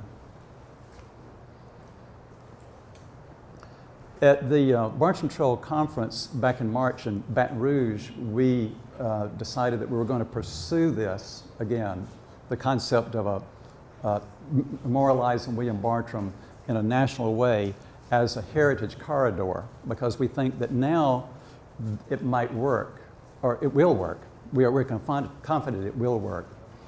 So we're putting together some information, and we're making contacts. We're rewriting the original Bartram Heritage Report that the Bartram Trail Conference put together. And the most important thing is we're going to reach out to everybody along the way. And to get started, I made some maps. And of course, the first map is the entire southeastern United States, 7 states. And I included Tennessee, but William Bartram didn't go to Tennessee. But it just makes a nice shape, so I had to put that in. But it goes all along the coast of North Carolina, South Carolina, the Savannah River, the coast of Georgia, the St.Johns River, through Gainesville to the Suwannee River, across Alabama, down to Mobile, Pensacola, and by water all the way to Baton Rouge and Point Coupee. And in all, if you wanted to get in your car and retrace all that, it'd be about 2,500 miles. In Mississippi, he didn't touch land, but Mississippi is included because he saw Mississippi. And there's a line in Mississippi that represents what William Bartram would have seen. Of course, the DeSoto National Forest, the Mississippi Sandhill Crane National Wildlife Refuge. So when we talk to people, and I think Sam asked me to do this because my wife Diane and I have made the first contact with a legislator, as Jim Hightower calls him, a Congress critter. And we found out that our representative, Jody Heiss, is on the House Committee of Natural Resources and Public Land. And those are the people who are going to make the decision, who we need to go through first. So it was fortunate for us that our representative was on that committee. Diane made contact with him at a meeting back in May or April, I think it was. And not with him, I'm sorry, his district manager. And we found out, do not try to contact your legislator, your representative. Contact the person that runs the show, that works for them. They've got the time, but they have the ear of the legislator. So we met Josh Finley, and Diane told him what we were doing about William Bartram, and his ears perked up because he knew who William Bartram was. And she said, we're trying to get this thing going with a National Heritage Corridor, and it's going to take an act of Congress. And he said, I want to hear about this. And we set up a meeting, and we got a presentation together, starting with the map, to show him what it was, because he's like a lot of people. He knows a little bit about William Bartram, but he doesn't know the whole picture. And so we got his interest.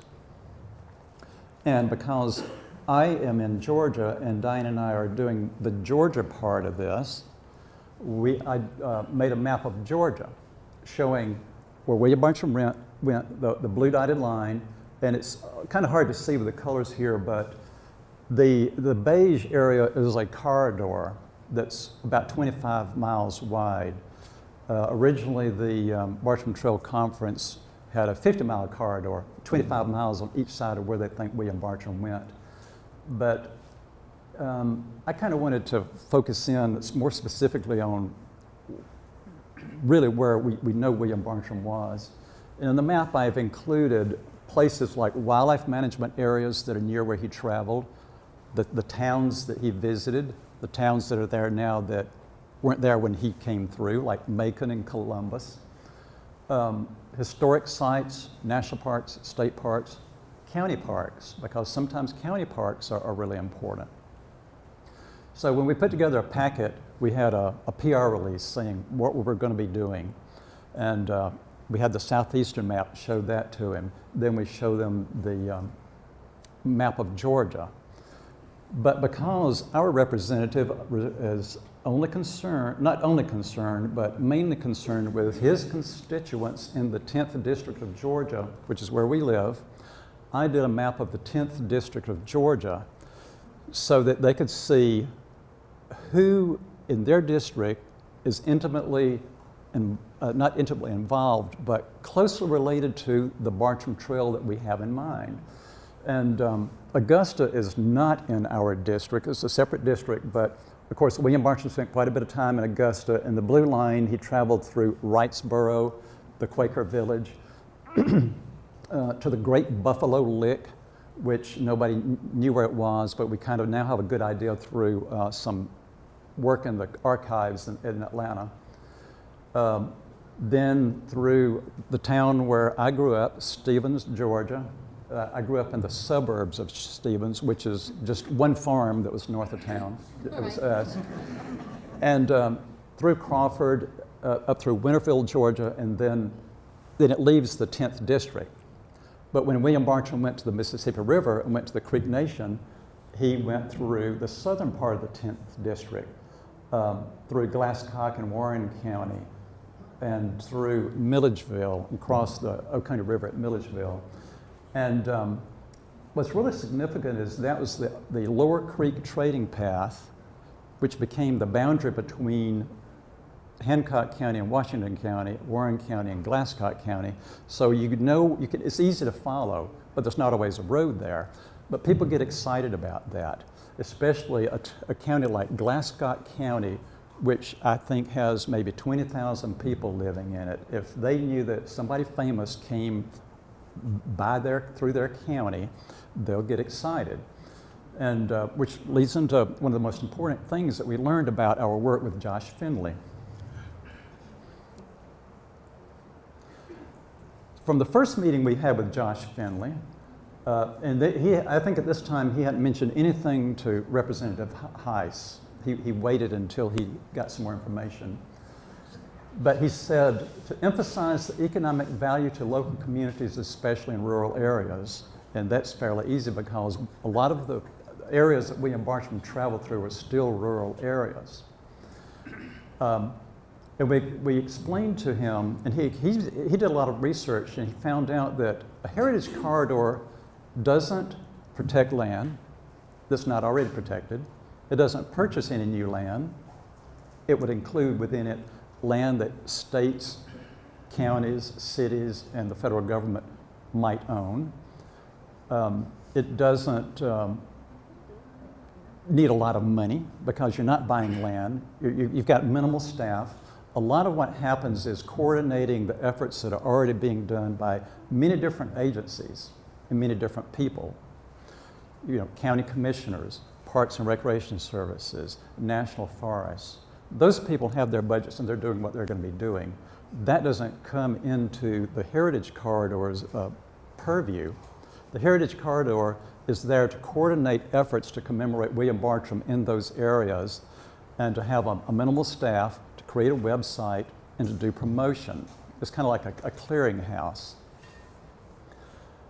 So, to emphasize the economic value to these people, like I'm going to be sending information to chambers of commerce and local historical societies in Georgia, and emphasizing that this can bring tourism in. Josh said, don't talk about land protection, especially not now.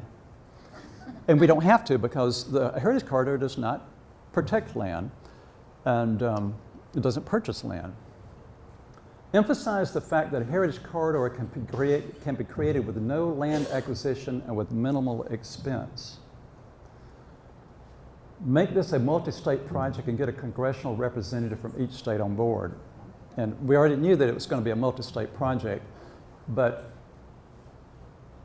we need to have people involved in each state, and we need to have a legislator from each state who, when the time comes, will put their name on the bill that will make this happen. Make connections with local organizations such as historical societies, boards of commissioners, and economic development offices along the Bartram Trail. And the most important thing is if there's no local interest or push or request or demand, it won't happen. It's the local groundswell that will cause it to happen. Legislation will require a senior member of Congress to co-sponsor legislation, and he said, for example, Johnny Isakson or Marco Rubio, people who everybody knows, who've been there long enough, their name is the main name on the legislation, even though we may have a dozen other people. And Jody Heiss is in his second term, and he's considered a junior representative. He doesn't have the power yet to introduce that kind of legislation. And he said, of course, be patient, this may take a while, and we already knew that. It's been about 45 years, but we're tired of waiting. And the second meeting we had, that Josh Findlay himself requested this meeting. He wanted us to have a teleconference with some people in Washington, D.C., and they were two D.C. staff members. Nick Brown is a legislative aide for Jody Heiss, and Terry Camp, and he's the staff member of the House Committee on Natural Resources, and he works for the chair of that committee, Rob Bishop of Utah. And we didn't talk to Rob Bishop, but Terry Camp told us, he kept saying, well, my boss thinks, and my boss believes, he was telling us what his boss thinks about all this, not what he thought about it. And he said that Rob Bishop is cautious of creating any new funding because it doesn't sunset. And he said, once the Heritage Corridor is supposed to get an influx of money, like $300,000. And to me, that sounds like a lot of money. But considering that, Tom Price, is that his name? Well, anyway, the guy who just resigned, who is from Georgia, was spending that much money every day on travel. It's not much money, and it's supposed to drop down after 3 or 4 years and then be a minimal amount to just maintain websites and a basic staff. And he believes that once people get money, they don't want to let go of it. Well, he's right, and it's not, you can say it's a liberal or conservative thing, but this is not much money we're talking about. And of course, we think that this is important. And Rob Bishop is concerned about property rights. And they gave us an example, the case of Dominion Power wanted to put some high-tension power lines, transmission lines, across a river, and I can't remember which one it was, if it was the Rappahannock or something in Virginia. And the area where they wanted to put it through was made a national scenic river, and the organization that looks over that didn't want them to put the power line through there, put it somewhere else, move it north, move it south, or something like that. So he saw that as an infringement of property rights. The power company can't put the power line where they want to because these people want to keep the river looking the way it is. And that was his example. He believes heritage corridors would be better served if transferred from the National Park Service to the Department of Commerce. And there may be a valid point there, but and I thought about that at first. I thought, well, that kind of does make sense. But then I thought, except for the fact that the mindset of the National Park Service and the Department of Commerce are completely different, how is that going to serve us? But Terry Camp said, there may be no need for a new study. Congress and the National Park Service can just review the original study from 1982. Every heritage corridor, recreational trail, scenic trail that gets officially recognized has to have a study. And Congress says, National Park Service, do us a study. They do the study, it goes to Congress and somebody writes a bill and it happens. But with a few tweaks and some new information added, we don't have to reinvent the wheel, we can already use what we have. And that's what we're working on, is updating everything. At some point in here, I think that I almost was going to debate one of the things that Terry Camp was saying about property rights. And Josh he said, we'll talk about that afterwards.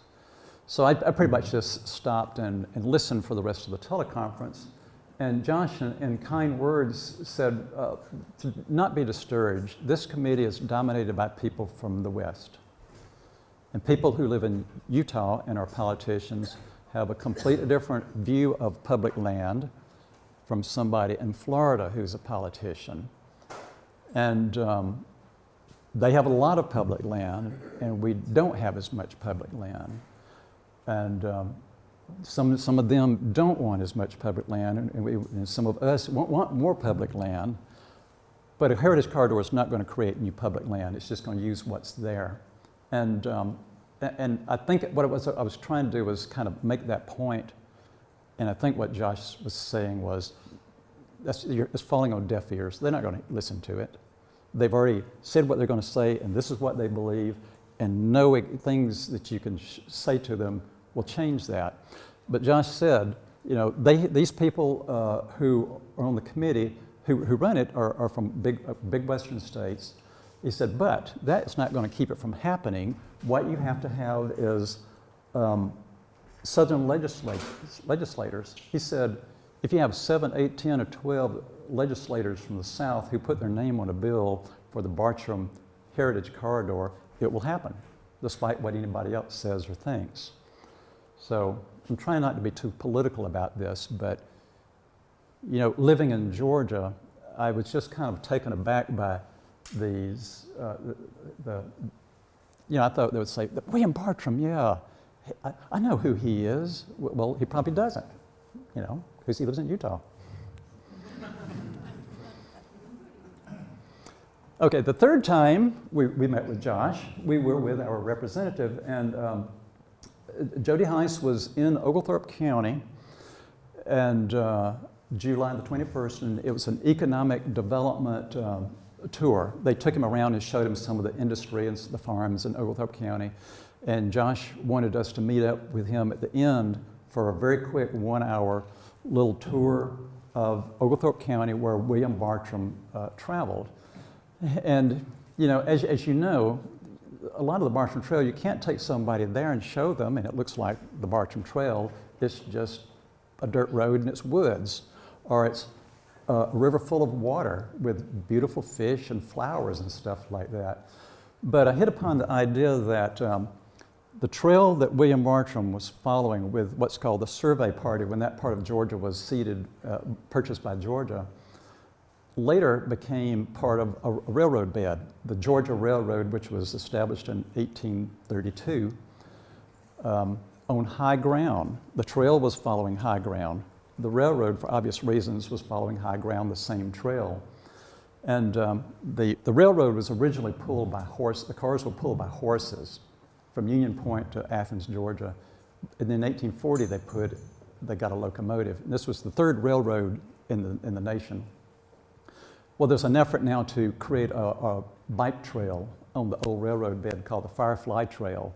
So the Firefly Trail and the Bartram Trail exactly coincides in that part of Oglethorpe County. So I had something to tell him that was historical about William Bartram, about the industry, the old railroad and how important it was to that part of Georgia, and the effort to try to turn it into a recreation trail. And people would be riding their bicycles from down to Crawford and Stevens. They're going to be stopping and buying water and Cokes and honey buns.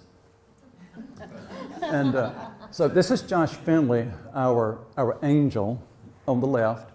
And unfortunately, he's not with Jody Heiss's office anymore. He was stolen away by the Republican Party of Georgia. He's now the state director. And there's no new person to take his place yet. And then to the right of him is Amy Stone, the economic development office person in Oglethorpe County. So she was a good person to be on the trip. And then in the middle is Linda Hamley, and she's president of Historic Oglethorpe, and then Jody Heiss, and then myself. And Jody Heiss had a lot of questions, and he found it really fascinating.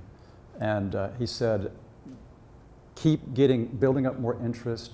and get more people involved in other states. And this is to show you what we did on that day. You can see from Stevens to where Arnoldville is. At Stevens is where the trail that William Bartram followed came into what became later the Georgia Railroad. And we drove up through Crawford, and at Arnoldville we stopped at a place called Cherokee Corner. And it's very famous in our part of Georgia. Other people might not have heard of it, but it's the place where when William Bartram and the surveyors were surveying the new purchase, they stopped at the Cherokee Corner, and one survey party went north and one went south to survey the boundary. The Cherokee Corner was an international boundary. It was the boundary between Georgia, the Creek Nation, and the Cherokee Nation. And they all came together at that one point. So when we got out, we had the photo op, and we had something to talk about.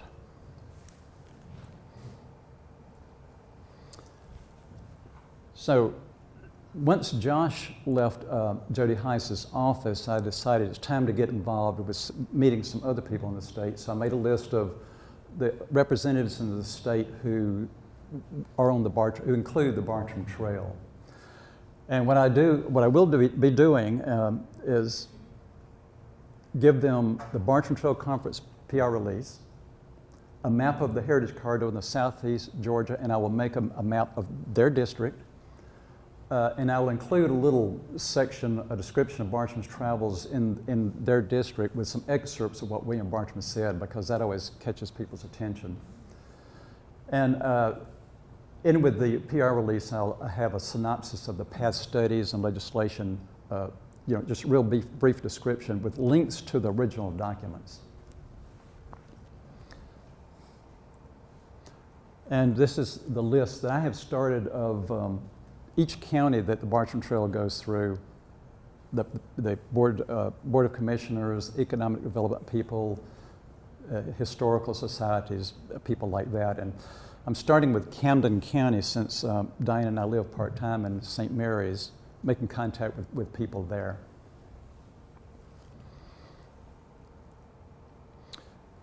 And we're dividing this up. Sam and I hope Ken and Dean and Janice and other people and Dick, you've got a lot more enthusiasm here than we have in any one place in Georgia. We've got people all over the state who are interested in Bartram, but it doesn't happen in one place quite. There's not a critical mass like we have here. So I figured the next step is to make some maps for Florida, so Sam and everybody can get on the way. The next is going to be Alabama. So I made this map for Sam in his career, but because Florida is a big state, I decided it needed a second map to focus in on North Florida, because Pensacola is part of it, but it's way over there in Alabama. And the whole southern part of Florida wouldn't be involved in this. So, down to New Smyrna Beach, if you know much about William Bartram, you know that he spent time in New Smyrna Beach when DeBron was surveying the lots for the town of New Smyrna. William Bartram was in the survey party. So this is Florida, and I tried to include as much important information about sites related to Bartram that wouldn't get it too cluttered. I could put a lot of stuff in there, but it would get way too cluttered.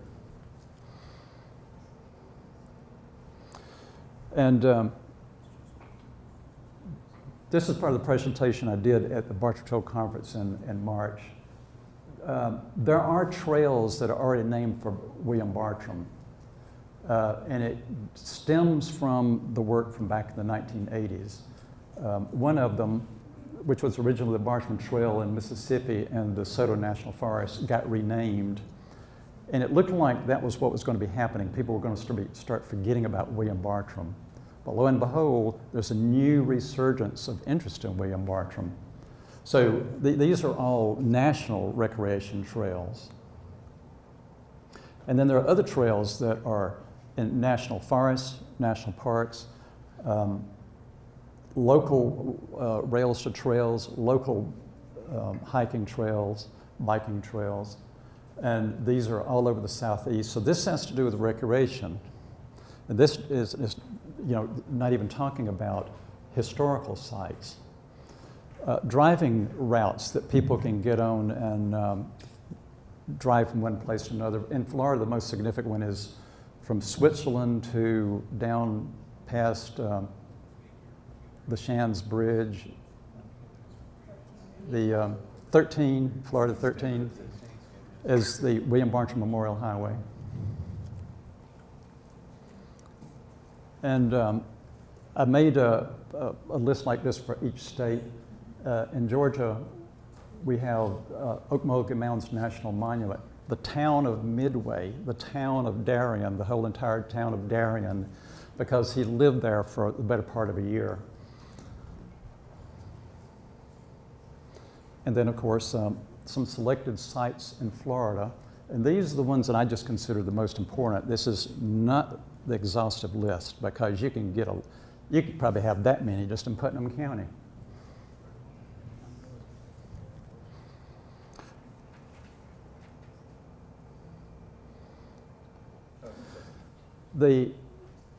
Now you all know about the Bartram Trail Conference. We have a website, bartramtrail.org. It's really easy.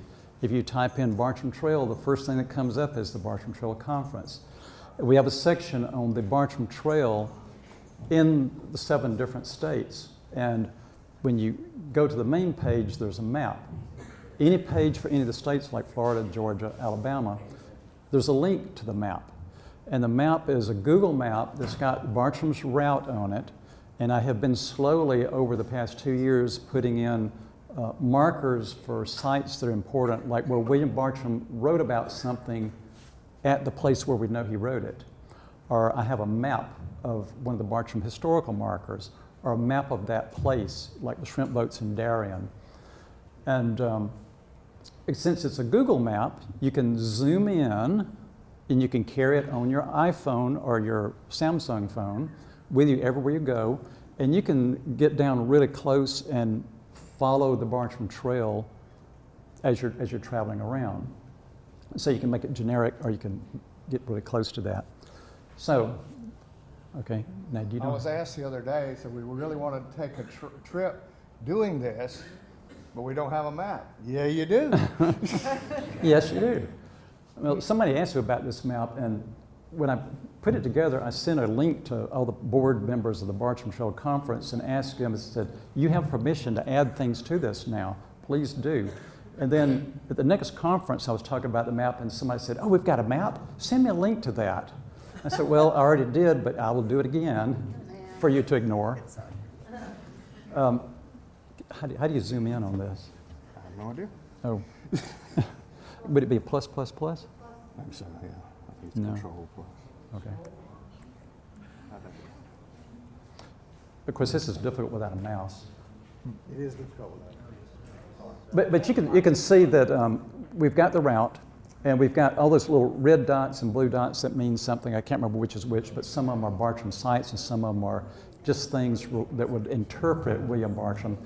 And a lot of what we do is we want to find things that interpret William Bartram, where you can see what he saw, a plant that he saw, an animal that he saw. So that's all I have to say, but the point is we need everybody's help to make this happen. To beat the bushes. If you know people who are influential, mention it to them. I am going to, when I get home, make on the bartramtrail.org website, a section just devoted to the Heritage Corridor so that people can go and download the PR release, they can download the maps, and you can go to your legislator. Does anybody know a representative personally? Johnny Ixon. You know who Johnny Ixon's in? My sister-brother-in-law worked for him. And that's in Georgia. Well, there you go. And he's a good man. I think he'll find what we want to do interesting. And, one thing I forgot. In Louisiana, Tom Akelin, who lives in Lacombe, has established the Tammany Trace bike trail, And I think he's gotten it recognized as a national recreation trail. He's working on a lakes to bayous or rivers to lakes heritage corridor. And he's taken on the William Bartram Heritage Corridor also as part of his work. And he just turned 80 years old, but he's not slowing down. He's got 3 projects going on, and one of them is ours. So we have him in Louisiana, and he's been trying to make contact with his legislators. And he's got an advantage in that his cousin is the Secretary of State for Louisiana. You're very welcome. Thank you. Thank you, guys. Really, thank you.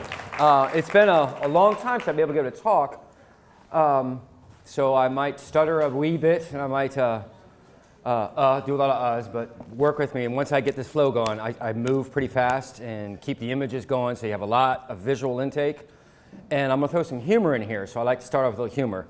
Anybody know what this bird is? Kiwi, kind of funny.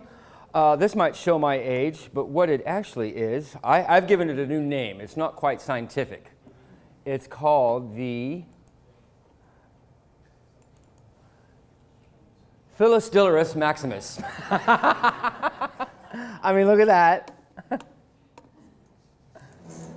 And look at that bird. That's Philostylur. So we know where she got it from. So that's a lot of fun.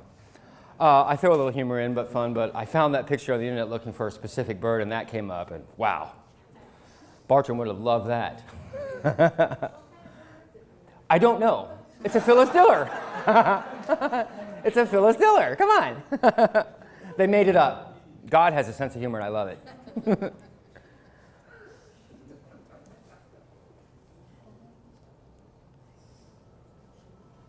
This ain't going to work. I had some music to go along with this, but now as an artist, I've been painting since I was 9 years old, and when I was 10, I read my first novel, and I was drawing. I was very sick. I had asthma a lot, kind of a bad, disruptive family home, so I would escape into drawing as a 4th grader, and that allowed me to escape into things, and I would create scenes. And I was drawing Indians. I loved Indians. When I was 9 years old, I found an arrowhead in the creek behind my home in St. Petersburg, where I grew up. And at that time, we were playing pirates, you know. So we used to live on the bay there and play on the Bounty. And they had these mannequin figures with wigs on of pirates and whatnot. And me and my brother used to ride our bikes downtown, and we'd climb on board. And my brother one time put lipstick on one of the mannequins. But we were into pirates, and then we're playing at the creek, banging our mom's costume jewelry they gave to us, and Bounty treasure chest made of cedar. And we're digging a hole, and we found an arrowhead, and then we found a couple of them. And instantly, me and my friends, we were into Indians. And we didn't play Indians, we were Indians. And you got to talk a bunch of Florida boys, blonde hair, white kid, blue eyes, and putting all the Indian stuff.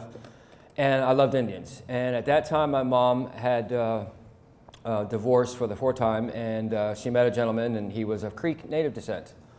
And by the time I was 12, we moved to Oklahoma. And I wasn't ready for it, so I still kind of hibernated into my world of drawing. But what got me into drawing and doing my artwork was when I read the book Jaws, and then I saw that movie. That movie changed my life. I tell you, watching that shark, and then as I read about the story of the making of the movie, the artists that were behind it, drawing it, Joe Alves, the art director, I wanted to do that. I wanted to make Jaws movies all my life. I was convinced. But I started drawing scenes, and I was still in the Indian things, but the scenes I was drawing of Indians were remarkable, and I wanted to know about those arrowheads. So I looked up Indians, and all I would find is Indians in teepees and war bonnets, and then when Columbus discovered America, and they had these horrible images of these Indians bowing, or these native people bowing down to these Spaniards in war bonnets, you know, Indians in war bonnets in the Caribbean and Florida and whatnot. And the next thing you know, in the history books, by 4th, 5th grade in Florida at that time, there wasn't much history, but it was good enough. But still, it goes right to Pilgrims, and nothing about Florida, nothing about Paleo Indians, nothing about early people. It just went right to Pilgrims. And not even about Custer, you know. I had to learn that on my own. So I was fascinated. So I was always into looking for history. So I continued to find a lot of historical material, Indian pottery, Indian arrowheads, in and around where I lived in St. Petersburg. And as a young adult, after college, I had learned much about archaeology. I started being a collector by the time I was like 25, a serious collector. And at first it was innocent, but it started off innocent enough because I knew there was a science behind archaeology, and I wasn't an archaeologist. But when I went off to college, I did take a minor in archaeology at Armstrong State College. I should speak into this better. But one of the first finds that really got me into painting Florida history was this find here in Tampa Bay. It was after the March no-name storm of 1993, which was a really bad storm in Florida. And the water had blown out of the bay, and in this one bay area on Courtney Kimball Causeway, we knew there was a lot of material out there.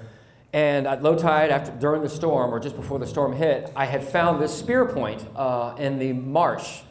And it turns out, identified by Albert Goodyear, who's now the director of the Southeastern Institute of Archaeology, that it is a 12,000-year Florida Clovis point. 12,000 years old. That's 6,000 years before the pyramids of Egypt, the high period of the pharaohs. In Florida. Now, these weren't cavemen. These weren't men that were people using this item that were, what did we draw? Oh, slump drive. These weren't people that were cavemen, ugh, these were people just like you and me that were hunting down these large animals using this particular knife. And, it's the first point that we know of earliest Florida, and the thing is magnificently made. And just like the evolution of technology in any human culture, the first car, the Model T, wasn't a Porsche like we see today with the streamlines. The first car was this crude, horrible, ugly-looking thing.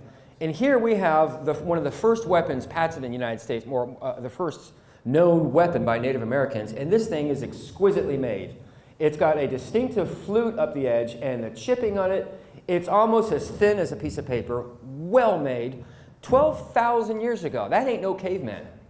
That ain't no bearded Geico caveman, clubbing his woman over the head. These are intelligent people, and I knew there was something more intelligent. In 1992, there began a celebration of the discovery of America by Columbus, and there were all these exhibits being built and displayed to celebrate Columbus's arrival. And the images that I saw of the Native Americans, even in 1992, were appalling. It still showed Indians scantily dressed as if they were cavemen scratching on the dirt to get a living that were greeting these Spanish and the ships and all like that. And I was just appalled at that imagery. And one of the first paintings I did after I graduated from college was a painting called The Gator Kill. And it's on the cover of a book by University Press in Florida, Dr. Kevin McCarthy. And I'm looking to see if I have the image of it. And I'm sorry I don't have this in order. I do not have it in order. But it was a scene of two Indians hunting gators along the river. And I dressed them up with tattoos that were reminiscent of that of the French drawings that were done here in North Florida in 1564. I repeated the tattoos that were taken off of images of pottery and bone pins that were found at archaeological sites. Being that I was trained in some degree of archaeology, I was understanding of the previous archaeology that took place in Florida. And a remarkable plethora of artifacts has been uncovered that tells a story just through the artistic expression of the Indians alone, through their pottery, through their crafts, through their jewelry.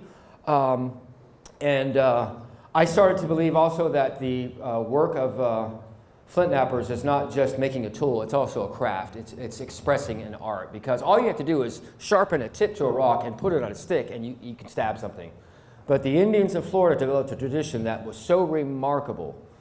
And as a response to that Columbus image, I did these paintings that took off. The University of Florida saw them. It started to be used in book covers. Everybody was interested in Native Americans in the 90s. There were powwows everywhere. And I'm a white kid, as white as I get, and I am not Native at all. I'm an Irishman. But I was invited by many Native peoples to come attend their Native American festivals, their powwows and whatnot, especially in Florida in the winter months. And I was recognized all over the place by Native tribes.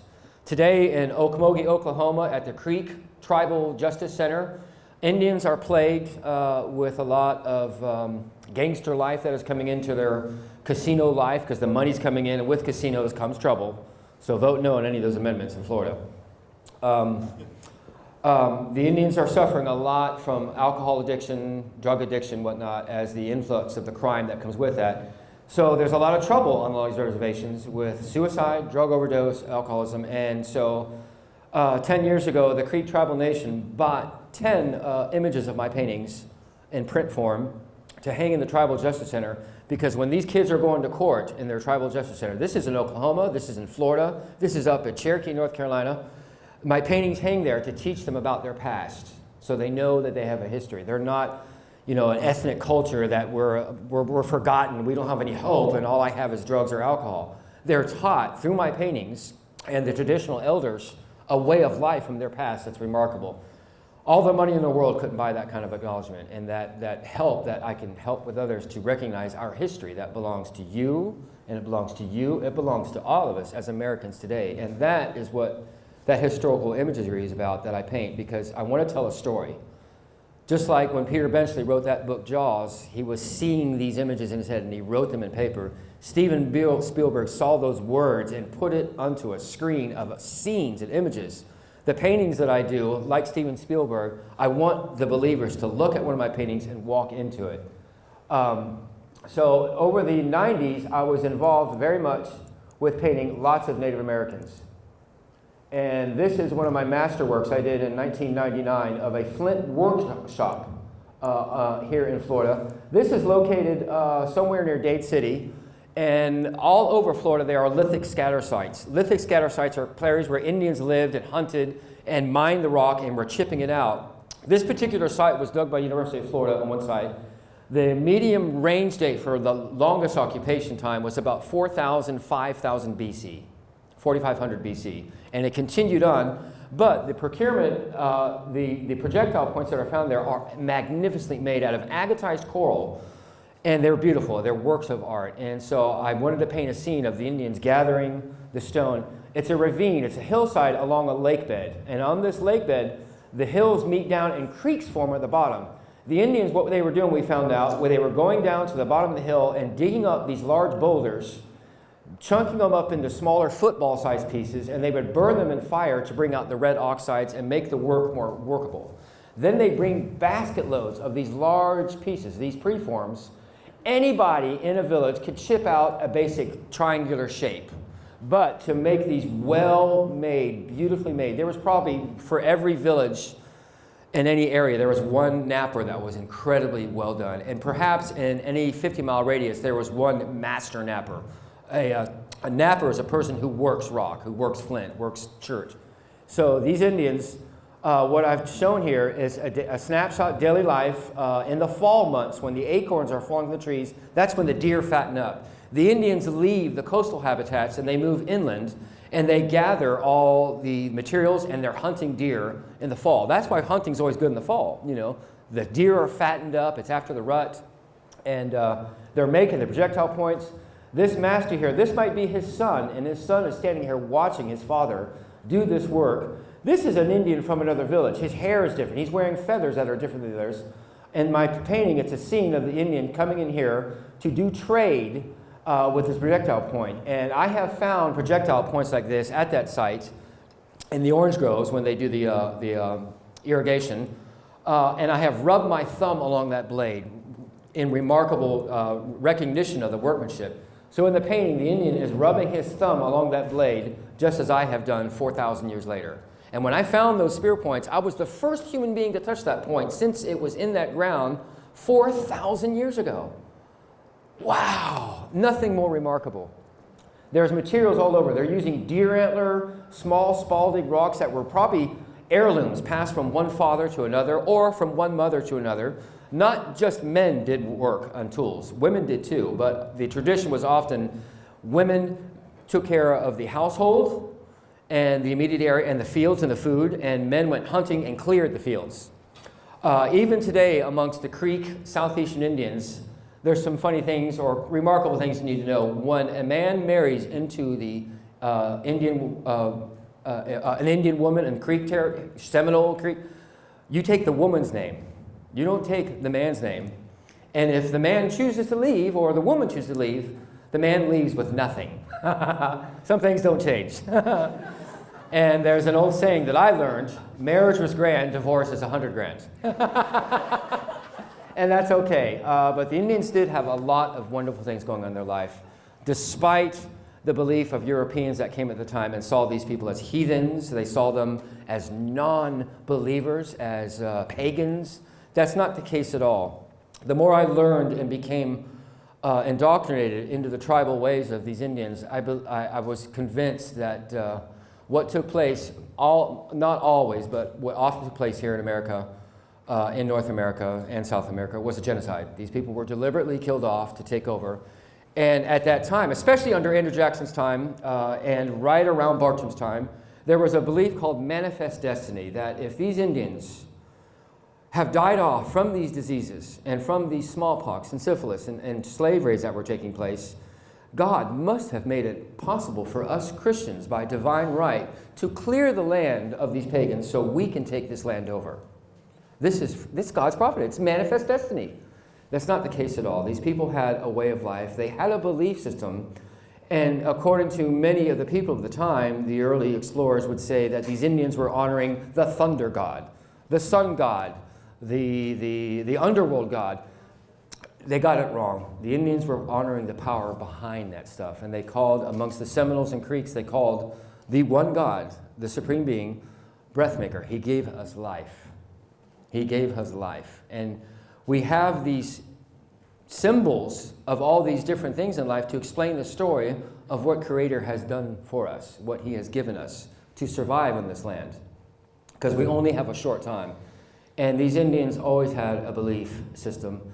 And if the Catholics and the early missions would have changed things a little bit and listened better, we'd have a lot more Indians today. But we've lost many nations. The Timucua that were here in Florida are gone. They are no longer existent. The language is gone. And, but we have traditions of Indians that lived in the Southeast just like them, the Creek, the Seminole, the Choctaw. But for the grace of all things, the Seminoles are here, and they have casinos, and they're buying back Florida. So hopefully things will change and get better to put money into preserving our past, preserving our history. And so going and moving forward here, I didn't paint too many scenes of early pre-Columbian Indians. I mean, I did paint many, but I didn't want to get into historical scenes, scenes that involved involvement of the white man. I wanted to paint Indians because I felt that the contact, once the white man entered the Indian world, it was over. Their world went to hell in a handbag. You know, they were decimated. They were killed off. And my spirit at that time in the 90s and early 2000s, I didn't want to paint that imagery because I didn't want to honor it. As I learned more on the history of Florida and the early archaeology, everywhere I looked, the word William Bartram came up. This person, William Bartram. And I looked at his drawings, and they were kind of fanciful, but it wasn't until 2003 that I started reading the travels. And when I read them travels, a couple times, it sunk into me the human being that was William Bartram. And if you know anything about modern people today, artists are not normal people. We are different. We are strange. Bartram was strange. Bartram was very strange. But he was talented beyond belief. He had a vision that was like no other at that time, and that's why he got to the places he was in the positions, through his talent and his grace to see the beauty of the creation through God and the gift to us all, for all of us to enjoy. He saw things that we will never see again, and some things that are still here in Florida that we will continue to see. I'm looking for an image here that this is a typical cypress tree around 1875 in Florida. Most of those are gone. There is hardly any of these existent. Now up around the Altamaha River, the Geechee River, there is a few strands of cypress trees that are that big. The Senator that used to be in the Ocala National Forest was burned down by, not necessarily deliberate, but it was a pretty tragic accident by some kids sitting there burning cigarettes, and they threw a cigarette into this hole of that Senator, and they burned it to the ground 3 years ago. They're in jail. They are in jail because they were partying, you know, and they ruined. But this is a typical, and Bartram, when he came into this area, he saw trees that were huge like this. And as he's canoeing through these areas, especially along the St.Johns River, the trees reminded him of the cathedrals and the churches because they were like spires that reached into the heavens. And if you read some of his passages, he speaks about, amongst nature, this godless kingdom of outside world is not a place of darkness and fear. It is a place of God. This is God's creation. He saw these trees that reach the heavens, and anything that can get that close to God is greater than I. It is just, and he responded to that, and he responded to all things that we all love about Florida, the beauty, the natural, and the Indians. He was accepted amongst those Indians in a way that I wish I was, and in a way maybe I have been. But it was a great honor when the tribal people said, "For a white boy, you paint our people well." And I was honored by that, because she meant seriously, that was very true. Because Indians have the right to be sort of secretive about their, because they've been so left behind and misinterpreted and put into museums as if they were specimens and not people, that they're very careful to let go of intellectual information since Bartram, because they've seen everything they've known and loved taken and destroyed and ruined. Even the game of the forest. Under Bartram's time, when Panton and Leslie were here, discussing all the, or doing business with the Indians, make no mistake, part of their work to do was to make sure they got whiskey and guns. The British made sure of this. Give them whiskey and guns, they will be a bunch of hoodlums and intolerable indigenous people that are not to be trusted. They will kill themselves in the woods. And they basically did. They will hunt everything out to bring those skins back to get more whiskey. Because the Europeans knew, you give an Indian whiskey, he's gone.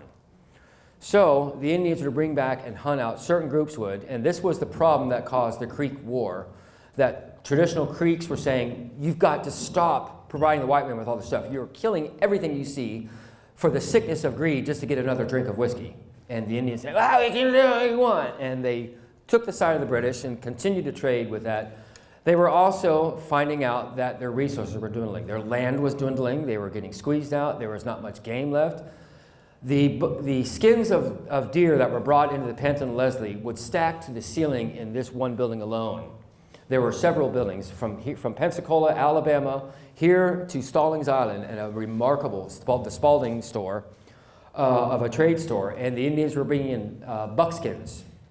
The word bucks, I'll give you $10, I'll give you $5, came as a result here in Florida of the Indians bringing in to Panton and Leslie's store $50. And they were given money, not so much money, but they were given goods. For $50, you get this. So that's where we get the term bucks. And that's quite an interesting thing. Again, Bartram was there. He saw a lot of that stuff. He shook his head in awe, I'm sure of it. That's why he was a loner. I understand. You see things going on in this world that just make you sick, and you just want to see the beauty of everything. And as an artist, why do I paint the past? Why do I paint history? Why do I paint just pretty pictures of Florida? Because many things in our world are so ugly that I can't stand to look at it anymore. I have to paint what's beautiful, what I knew what was, because there is still beauty here. We've got to connect with it. We've got to reconnect to our past. We've got to reconnect to our present, so we will know where we're going in the future. Because if we don't know where we've been, we don't know where we're going. And that's one of the greater things about art. Yeah, I'm getting ready to go to it. I'm working my way to it.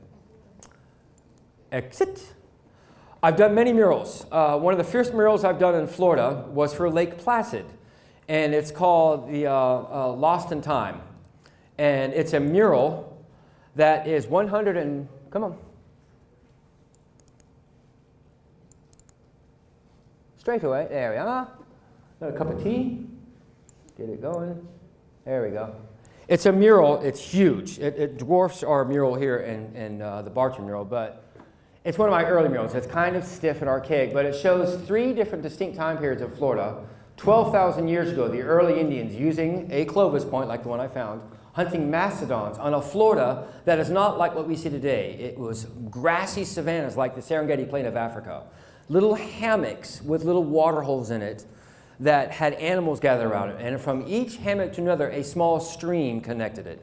Today, those small streams are now the Santa Fe River, the Suwannee River, the St. Johns River, And these hammocks all connected, and those hammocks are now the highland cities of Orlando, of Jacksonville, Calford. Small cities that we know today were actually hammocks of high ground along the riverbanks in Florida, and it's on the water which connects people. So the mural shows a 12,000 years ago scene. Fast forward to about 3,000 years ago, when Indians developed the bow and arrow. They were using a spear and atlatl before then. They developed the bow and arrow, and they're hunting deer. This would be the same site, but look how much more forest ameliorated. After the Ice Age ended, Florida became much wetter. A great flood occurred, which owes homage to our Bible, that we incurred a huge wet period through the earth. And it's probably right about the time of Noah, when a great flood had covered the earth, and there was great tribulations on the earth. There is evidence of Florida being covered with water and up again and down again, but at this time, Florida became almost submerged again. There was so much rain and so much activity. The Ice Age was melting the ice that used to cover as far south as North Carolina. As that ice melted rapidly, the waters flew and the climate changed. There was a lot of rain. It developed into what we call the Archaic period, about 4,000 or 5,000 years ago. Florida became wetter, there was much more rain, and growth occurred. Seeds, the animals, the large animals that grazed along these prairies had died out either by climate change or overhunting. But anyway, Florida became more forested, but the people had moved in here for 1,000 years. They adapted to the environment. That was a natural progression. This wasn't caused a climate change by chemicals flowing in the air or mass induction of resources being depleted. They adapted over time, and they adapted wonderfully. And then the very last mural of this panel shows an archaeologist digging in a hole of all this history, from pottery to shell material to mammoth bones, and then the spirit of an Indian is down looking over the archaeologist. So it's called the Lost in Time, Spirit of Time. On the top is a large arrow which spans across the mural. I love symbology. And this arrow right here, there are dates on it. This is 10,000 years ago. And over time, the very tip of that arrow, the very tip of the stone's point is today. All the rest of this time period shows how long Native Americans have been here occupying as Native Americans, and our culture ain't nothing compared to the Indian way. We are a speck of dirt on an immense beach of time of people and culture in Florida. And look what we've done to this land in 100 years, in 200 years. We have a lot to learn. We have a lot to learn. So murals are a fantastic way to get a big picture and a big scene, like a movie, to many people. And I found it to be wonderful because it helped people to see something they never saw. When I got the first opportunity to do the Bartram mural, I was approached by Bill Snyder, who was the president of the Conley Snyder Mural Society. And this was about 20 years ago, and he wanted me to paint a couple subject matters that I wasn't interested in the Jazz Age. I wanted to paint Indians. And old Bill said, well, I have Indian scenes already. We need this jazz. I said, I don't want to do it. Well, we'd love to have something done, but we'll get back with you. 1 year, 2 years, 5 years, 6, 10, 20 years went by. Finally, I was connected by his son, Bill Snyder, Jr. Awesome guy. I surfed with him for years. And we always talk about the mural, but hey, this is a slow town. It's a quiet town. They move slow. But time takes time. Just ask the Ice Age.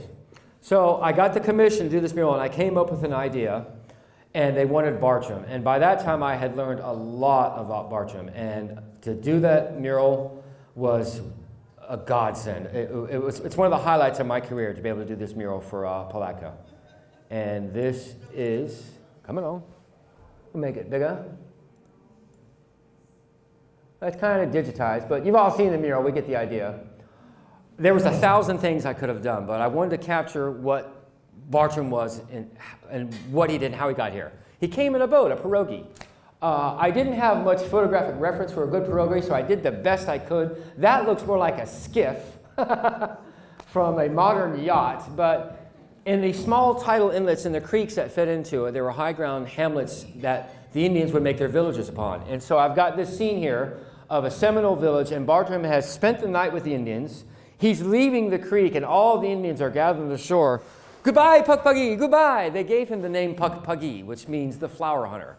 And they admired him greatly. Even Cuscawilla, the long warrior, was in great admiration of Bartram because he didn't come to give them whiskey, he didn't come to take a gun, he didn't come to give them a gun, he didn't come to do a trade for land, he didn't want to come to cheat them or nothing. He wanted to know about their world. And if anybody knows about the world, it's the people who live on the land, the old timers. You want to know about Florida? You go ask a family that's been here for a while. Don't ask any of your representatives because they don't care. They don't care. You know, ask Governor Scott about what the early archaic period of Florida is. Ask Governor Scott if he knows anything about Weed and Island period cultures in Florida. Ask him if he knows about the historic transition from Timucua to the Appalachian mission trade.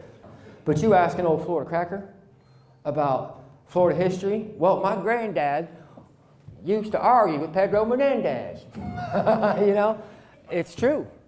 These people have a history that goes back, and they may not have the facts straight, but they have the spirit straight because they can smell an arrowhead in the ground, they can smell a gator, they can smell a duck. 10 more minutes, okay.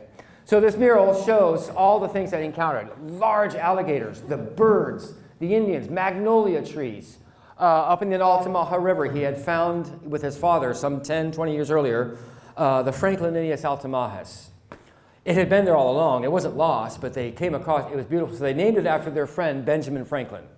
And that plant is almost extinct today. There might be a few distinct hybrid relatives of it today, but basically that plant is extinct because of so much activity that's taken place with the paper mills and the lumbering and the milling along the Georgia coast. But Bartram did remarkable things here. And you know, one of the great honors of being at this event, finally, after being an archaeological artist for almost 30 years, and then discovering Bartram almost 15 years ago, I came to St. Augustine in 2006 and wanted to do a Bartram play. I had written a play. I became William Bartram, the artist, and I moved from Thomasville, Georgia after my divorce, living on the Gulf Coast, got recovery of my whole spiritual life up in Thomasville, Georgia. Thank God for Georgia. Also went to school there. Go Gators, or dogs. Boo! When I'm dead from being stoned, my work will be worth lots of money. But I'm also a Gator fan and an Knoll fan. What do you expect? You know, I like Southern teams. But when I come and see these drawings, it is just so neat to see them this close. These are copies that are so good and real. I can almost see his pencil lines. I can see where he was probably sitting down drawing and covering it. And don't copy me. You know, he was so into it, you know. But that is a personal expression what he said. So I took these drawings and I put them at the top of the mural. Even the fanciful gators up there, which look as if they're blowing smoke, it's mist, it's water mist. And have you ever seen a gator in a hole, a bull gator, humping his back and blowing that water? There's nothing scarier, more awesome. Bartram saw this. The encountering of rattlesnakes and whatnot. He had so much trouble dealing with rattlesnakes, not so much in his trail, but he knew they were there, but the Indians were so entertained at his agility to go in there and take care of it. So when he was staying with a cow killer or cow keeper over in Gainesville area of Paynes Prairie, he was bothered while he was in his tent doing his drawings, and the Indians come up, let's get Billy, let's get Pugway, and they brought up, we got another snake. All right, I'll kill it. All night long they kept coming to him. He's like, what? He was tired of chasing them down, you know, but he knew he was great entertainment to these people, and he did it. He did it. And the Indians saw, this guy has patience. Well, if a Quaker, you better have patience. But he wasn't quaking. He was probably laughing at it. He wrote this down in his journal. He kept this journal alive. It became an inspiration so big that his writing, some 30 years later, in Europe, was a bestseller. It inspired Coleridge and Wadsworth to write Kubla Khan for the trees that he saw in Florida, those cypress trees that take 6 men to go around it. He was seeing these trees that touch the heavens, swamp so clear you could see the bottom of the ground, which is 90 feet down, alligators and dragons and reptiles and strange people, the Indians. It inspired Europe's people that had never seen it, because Europe at that time was so overpopulated, filth ran in the streets, revolutions were going on, people were being beheaded, there was Black Plague, there was typhus, you name it, it was filthy over there. To read William Bartram's travels in Europe was a breath of fresh air. And I think the bulk of Bartram's travel, the best spiritual part of Bartram's travels, was right here in Florida, right here in Palatka. Palatka. Best ever. It's a story that's remarkable. So I had this little itty bitty wall to cram all this stuff into it. And when I started the mural, and where am I going to stay? We started this mural on a whim. Okay, get over here. And Bill Snyder got me here. We had no paint. We had to drive all the way to Orlando down 1792 because Bill likes the slow way there. He will take you down every country, and it was awesome. But it took us 2 days to drive down there and back in the bus, going 10 miles an hour, in the left lane with the right blinker on. That's Bill. God love him. You got to surf with him. He's awesome. And we had a ball. And we went down, got the paint. I couldn't wait to get started. Where am I going to stay? You can stay in my tent. You can say, no. Guess what? Linda Kreider says you can stay at her house because she's up in Alaska. Alaska?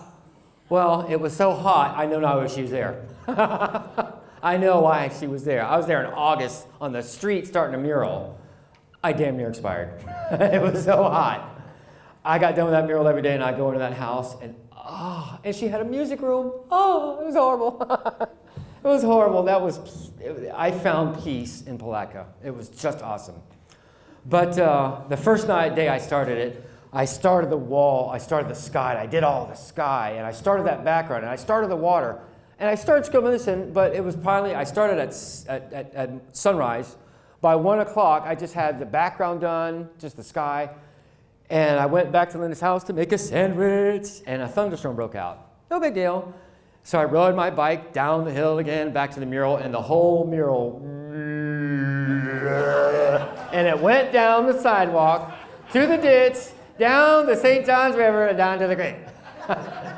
There was a blue and purple slick on the river, all the way to the dock. Non-toxic water-based paint, but I sat there like this, like Bugs Bunny. And the cop goes, "Quigley, are you on something?" I said, "No, my mural just washed down the drain." So I painted at night. I learned my lesson. Palatka, it rains at 1, it rains at 11, it rains at 10, it rains at 4. After 5, it don't rain no more. And I learned also that's when this town comes alive. After dark, nobody's here. The Indians partied at night here in Palatka. Bartram did his best writing early in the morning. Guess when everybody went to bed. At night, the Indians were partying. So I probably have to wrap this up here. What, I got like 5 more minutes? Okay. This mural was a highlight of my career. At the same time, this was August 2000. The next month was the 450th birthday party for St. Augustine. A celebration of 450 years of the oldest, longest continuous occupied European city in the United States. By the time Plymouth Rock was established, St. Augustine had urban renewal problems. They've been burned down 3 times, big time. They had 12 taverns, woo! St. Augustine is now a drinking town with a history problem. Nothing's changed. Nothing's changed. But I was commissioned after this refreshing Bartram mural for the mural I've been working on for 6 months. And I got weekend furloughs to do the Bartram mural. I got weekend furloughs from the city to do this mural for St. Augustine's 450th. And it's called El Llegado de Pedro Menendez. And in the last 5 years, or last 10 years, I've done a lot more historic paintings. I want to show you the image of everything that is connected with 450 years of history. Let me look in the computer. It's easier. Da-da-da. I wish I could show everything in here and tell you more, but I'll be glad to. I have on the back walls here displays of my work. I have limited edition prints. And as a minor in archaeology, I still like to collect at random archaeological sites, salvage work, watching the bulldozers and the dump trucks. I have a selection of 3 prints with actual artifacts recovered from archaeological sites. And that material is found as isolated finds. And what I do with it, it helps fund me to do what I'm doing.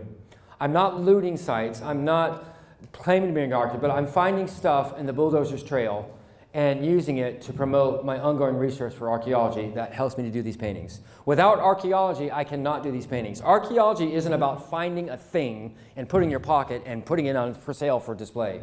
Archaeology is a precise method of taking back layers of soil to read the past. The past are pages of stories. Bartram wrote a book called The Travels, which is a remarkable archaeological, anthropological, environmental study of Florida. Nothing like it. And that is an archaeological treasure right there. And you can read it, you can hold it. And all that is based on archaeology. Even the Bartram mural is based on archaeology. Looking for my mural. Call number 6 on the air. Paging. Paging Dr. Bombay. There. No. Da-da-da. Now, I keep saying, I love reenactments. And when I'm dead, my work's going to be worth a lot of money. And I got killed 3 times by the British Army at the invasion of Searles Raiding. And when they killed me, the audience clapped. I was so loud and obnoxious because I'm going, Muerte de Inglaterra, you virgin queen should die. You know, I was obnoxious. And finally they killed me and the audience clapped. I had a lot of fun. I'm obnoxious, so I'm an artist. What do you expect? This is the mural I did for the city of St. Augustine's 450th. This has all my reenactor friends in it. It has all my people. Right here sits Patty Rang. I took a photograph of her at another camp, and there she's sitting there spinning yarns. Actually, she's spinning and doing some sewing, but when that woman talks, I listen, because she knows everything about details and history. It took me years to earn her respect, and she's like the Dalai Lama of historical reenactment. This is a couple friends of mine, the Alvarezes. These are all friends of mine back here in the background. Right here, let me see if I can get close to it. The detail isn't good, but this mural is 14 feet long by 6 feet high. This this European woman is standing here. She's wearing a blue dress with an orange vest and a white top, and a little Indian boy is handing her an alligator. That's Kathy Deegan, her first induction into Gatorland. That's Dr. Kathy Deegan. Back here is Carl Harbert, and he's got a shovel and he's got his white hair. He's an old hippie, and he's been there all this time. And he's digging a hole to put in the well. As a salvage archaeologist, the best place for an archaeologist to dig is the trash pits. And there he is in the background. I wish the details were better. He's in the hole digging a well for the water, and that's where all the best archaeology is found. So this painting shows Siloy greeting Menendez, and Menendez is saying, I promised you unto God as a Knight of Santiago that I will keep my word. And he did. He didn't do that. It was the Catholic Church that did all that. The Jesuit priests had brought in so much disaster to the Indians. But the very first meeting was remarkable. With Menendez came a freed Moroccan black man. He was a free man. He was one of the soldiers. And the Indians are coming up to him, touching his clothes. It'd be like you and me sitting watching TV and a UFO pulled up in the driveway. Honey, what's that? I don't know. And they get him out of the ship. I'd be up there touching them and look. That's what this Indian was. She's looking at these olives that he has in his jar. And this Indian here is going, give me a bite. And the little girl, mom left her aside. She said, I'm going to try these olives, you know. She's looking at this black, and they were fascinated with the black man because he had black skin. That was amazing to them. They called the Spaniards bearded dogs because they were short and small. And they were speaking Spanish, and it sounded like they were barking. And one last thing I want to show here. This is one of the things I like to do as an artist. This was still when the mural wasn't finished. Back in the background, I like to hide things in my mural. There's nothing hidden in the Bartram mural because this is such a huge public thing. But it's things that are hidden in a painting that have a subject. Right down here, if you look at the original painting, which hangs downtown at St. Augustine Museum, there's a chest. And these are musicians. That's where the party is. If you want to find the party, follow the music. So I've got musicians in the background. They're playing a lute, a couple drums, and a trumpet. They're playing Stairway to Heaven, or Spanish music. Right here on the chest, right down there, is a Heineken beer bottle. That will throw the archaeologists off. And it's just for fun. No one would know it. And this is one of the few people I've told them myself. So what is good art without scandal? Bartram had his scandals. I had mine. He had his issues. And at one time when his plantation failed, he let his slaves go that his father bought for him. I don't blame him. Let them go. These are human beings. These are my brothers. I will not endorse this. He took on a project so big to farm indigo, he couldn't do it. I took on things in life that I had no business doing, and I failed miserably. I went into a hole so bad, to a point where even my friends, like Dr. Fothergill, said, poor Billy is in such a state that no spirit of man could take him. Mr. Bartram, I do recommend that you come and get your son. And John Bartram came and got his son, recovered him, and almost 10 years later, Bartram was commissioned to come to do his travels and do this thing. And like an artist that I am, I recognize Bartram the artist. I recognize Bartram the struggling artist. I recognize the spiritual side. Our reenactor, Mr. Adams here, is fantastic with his energy and his passion for it, especially his intellectual side. I am no intellectual. I'm a passionate, emotional mess, but I can make a good picture. And that's it. Thank you.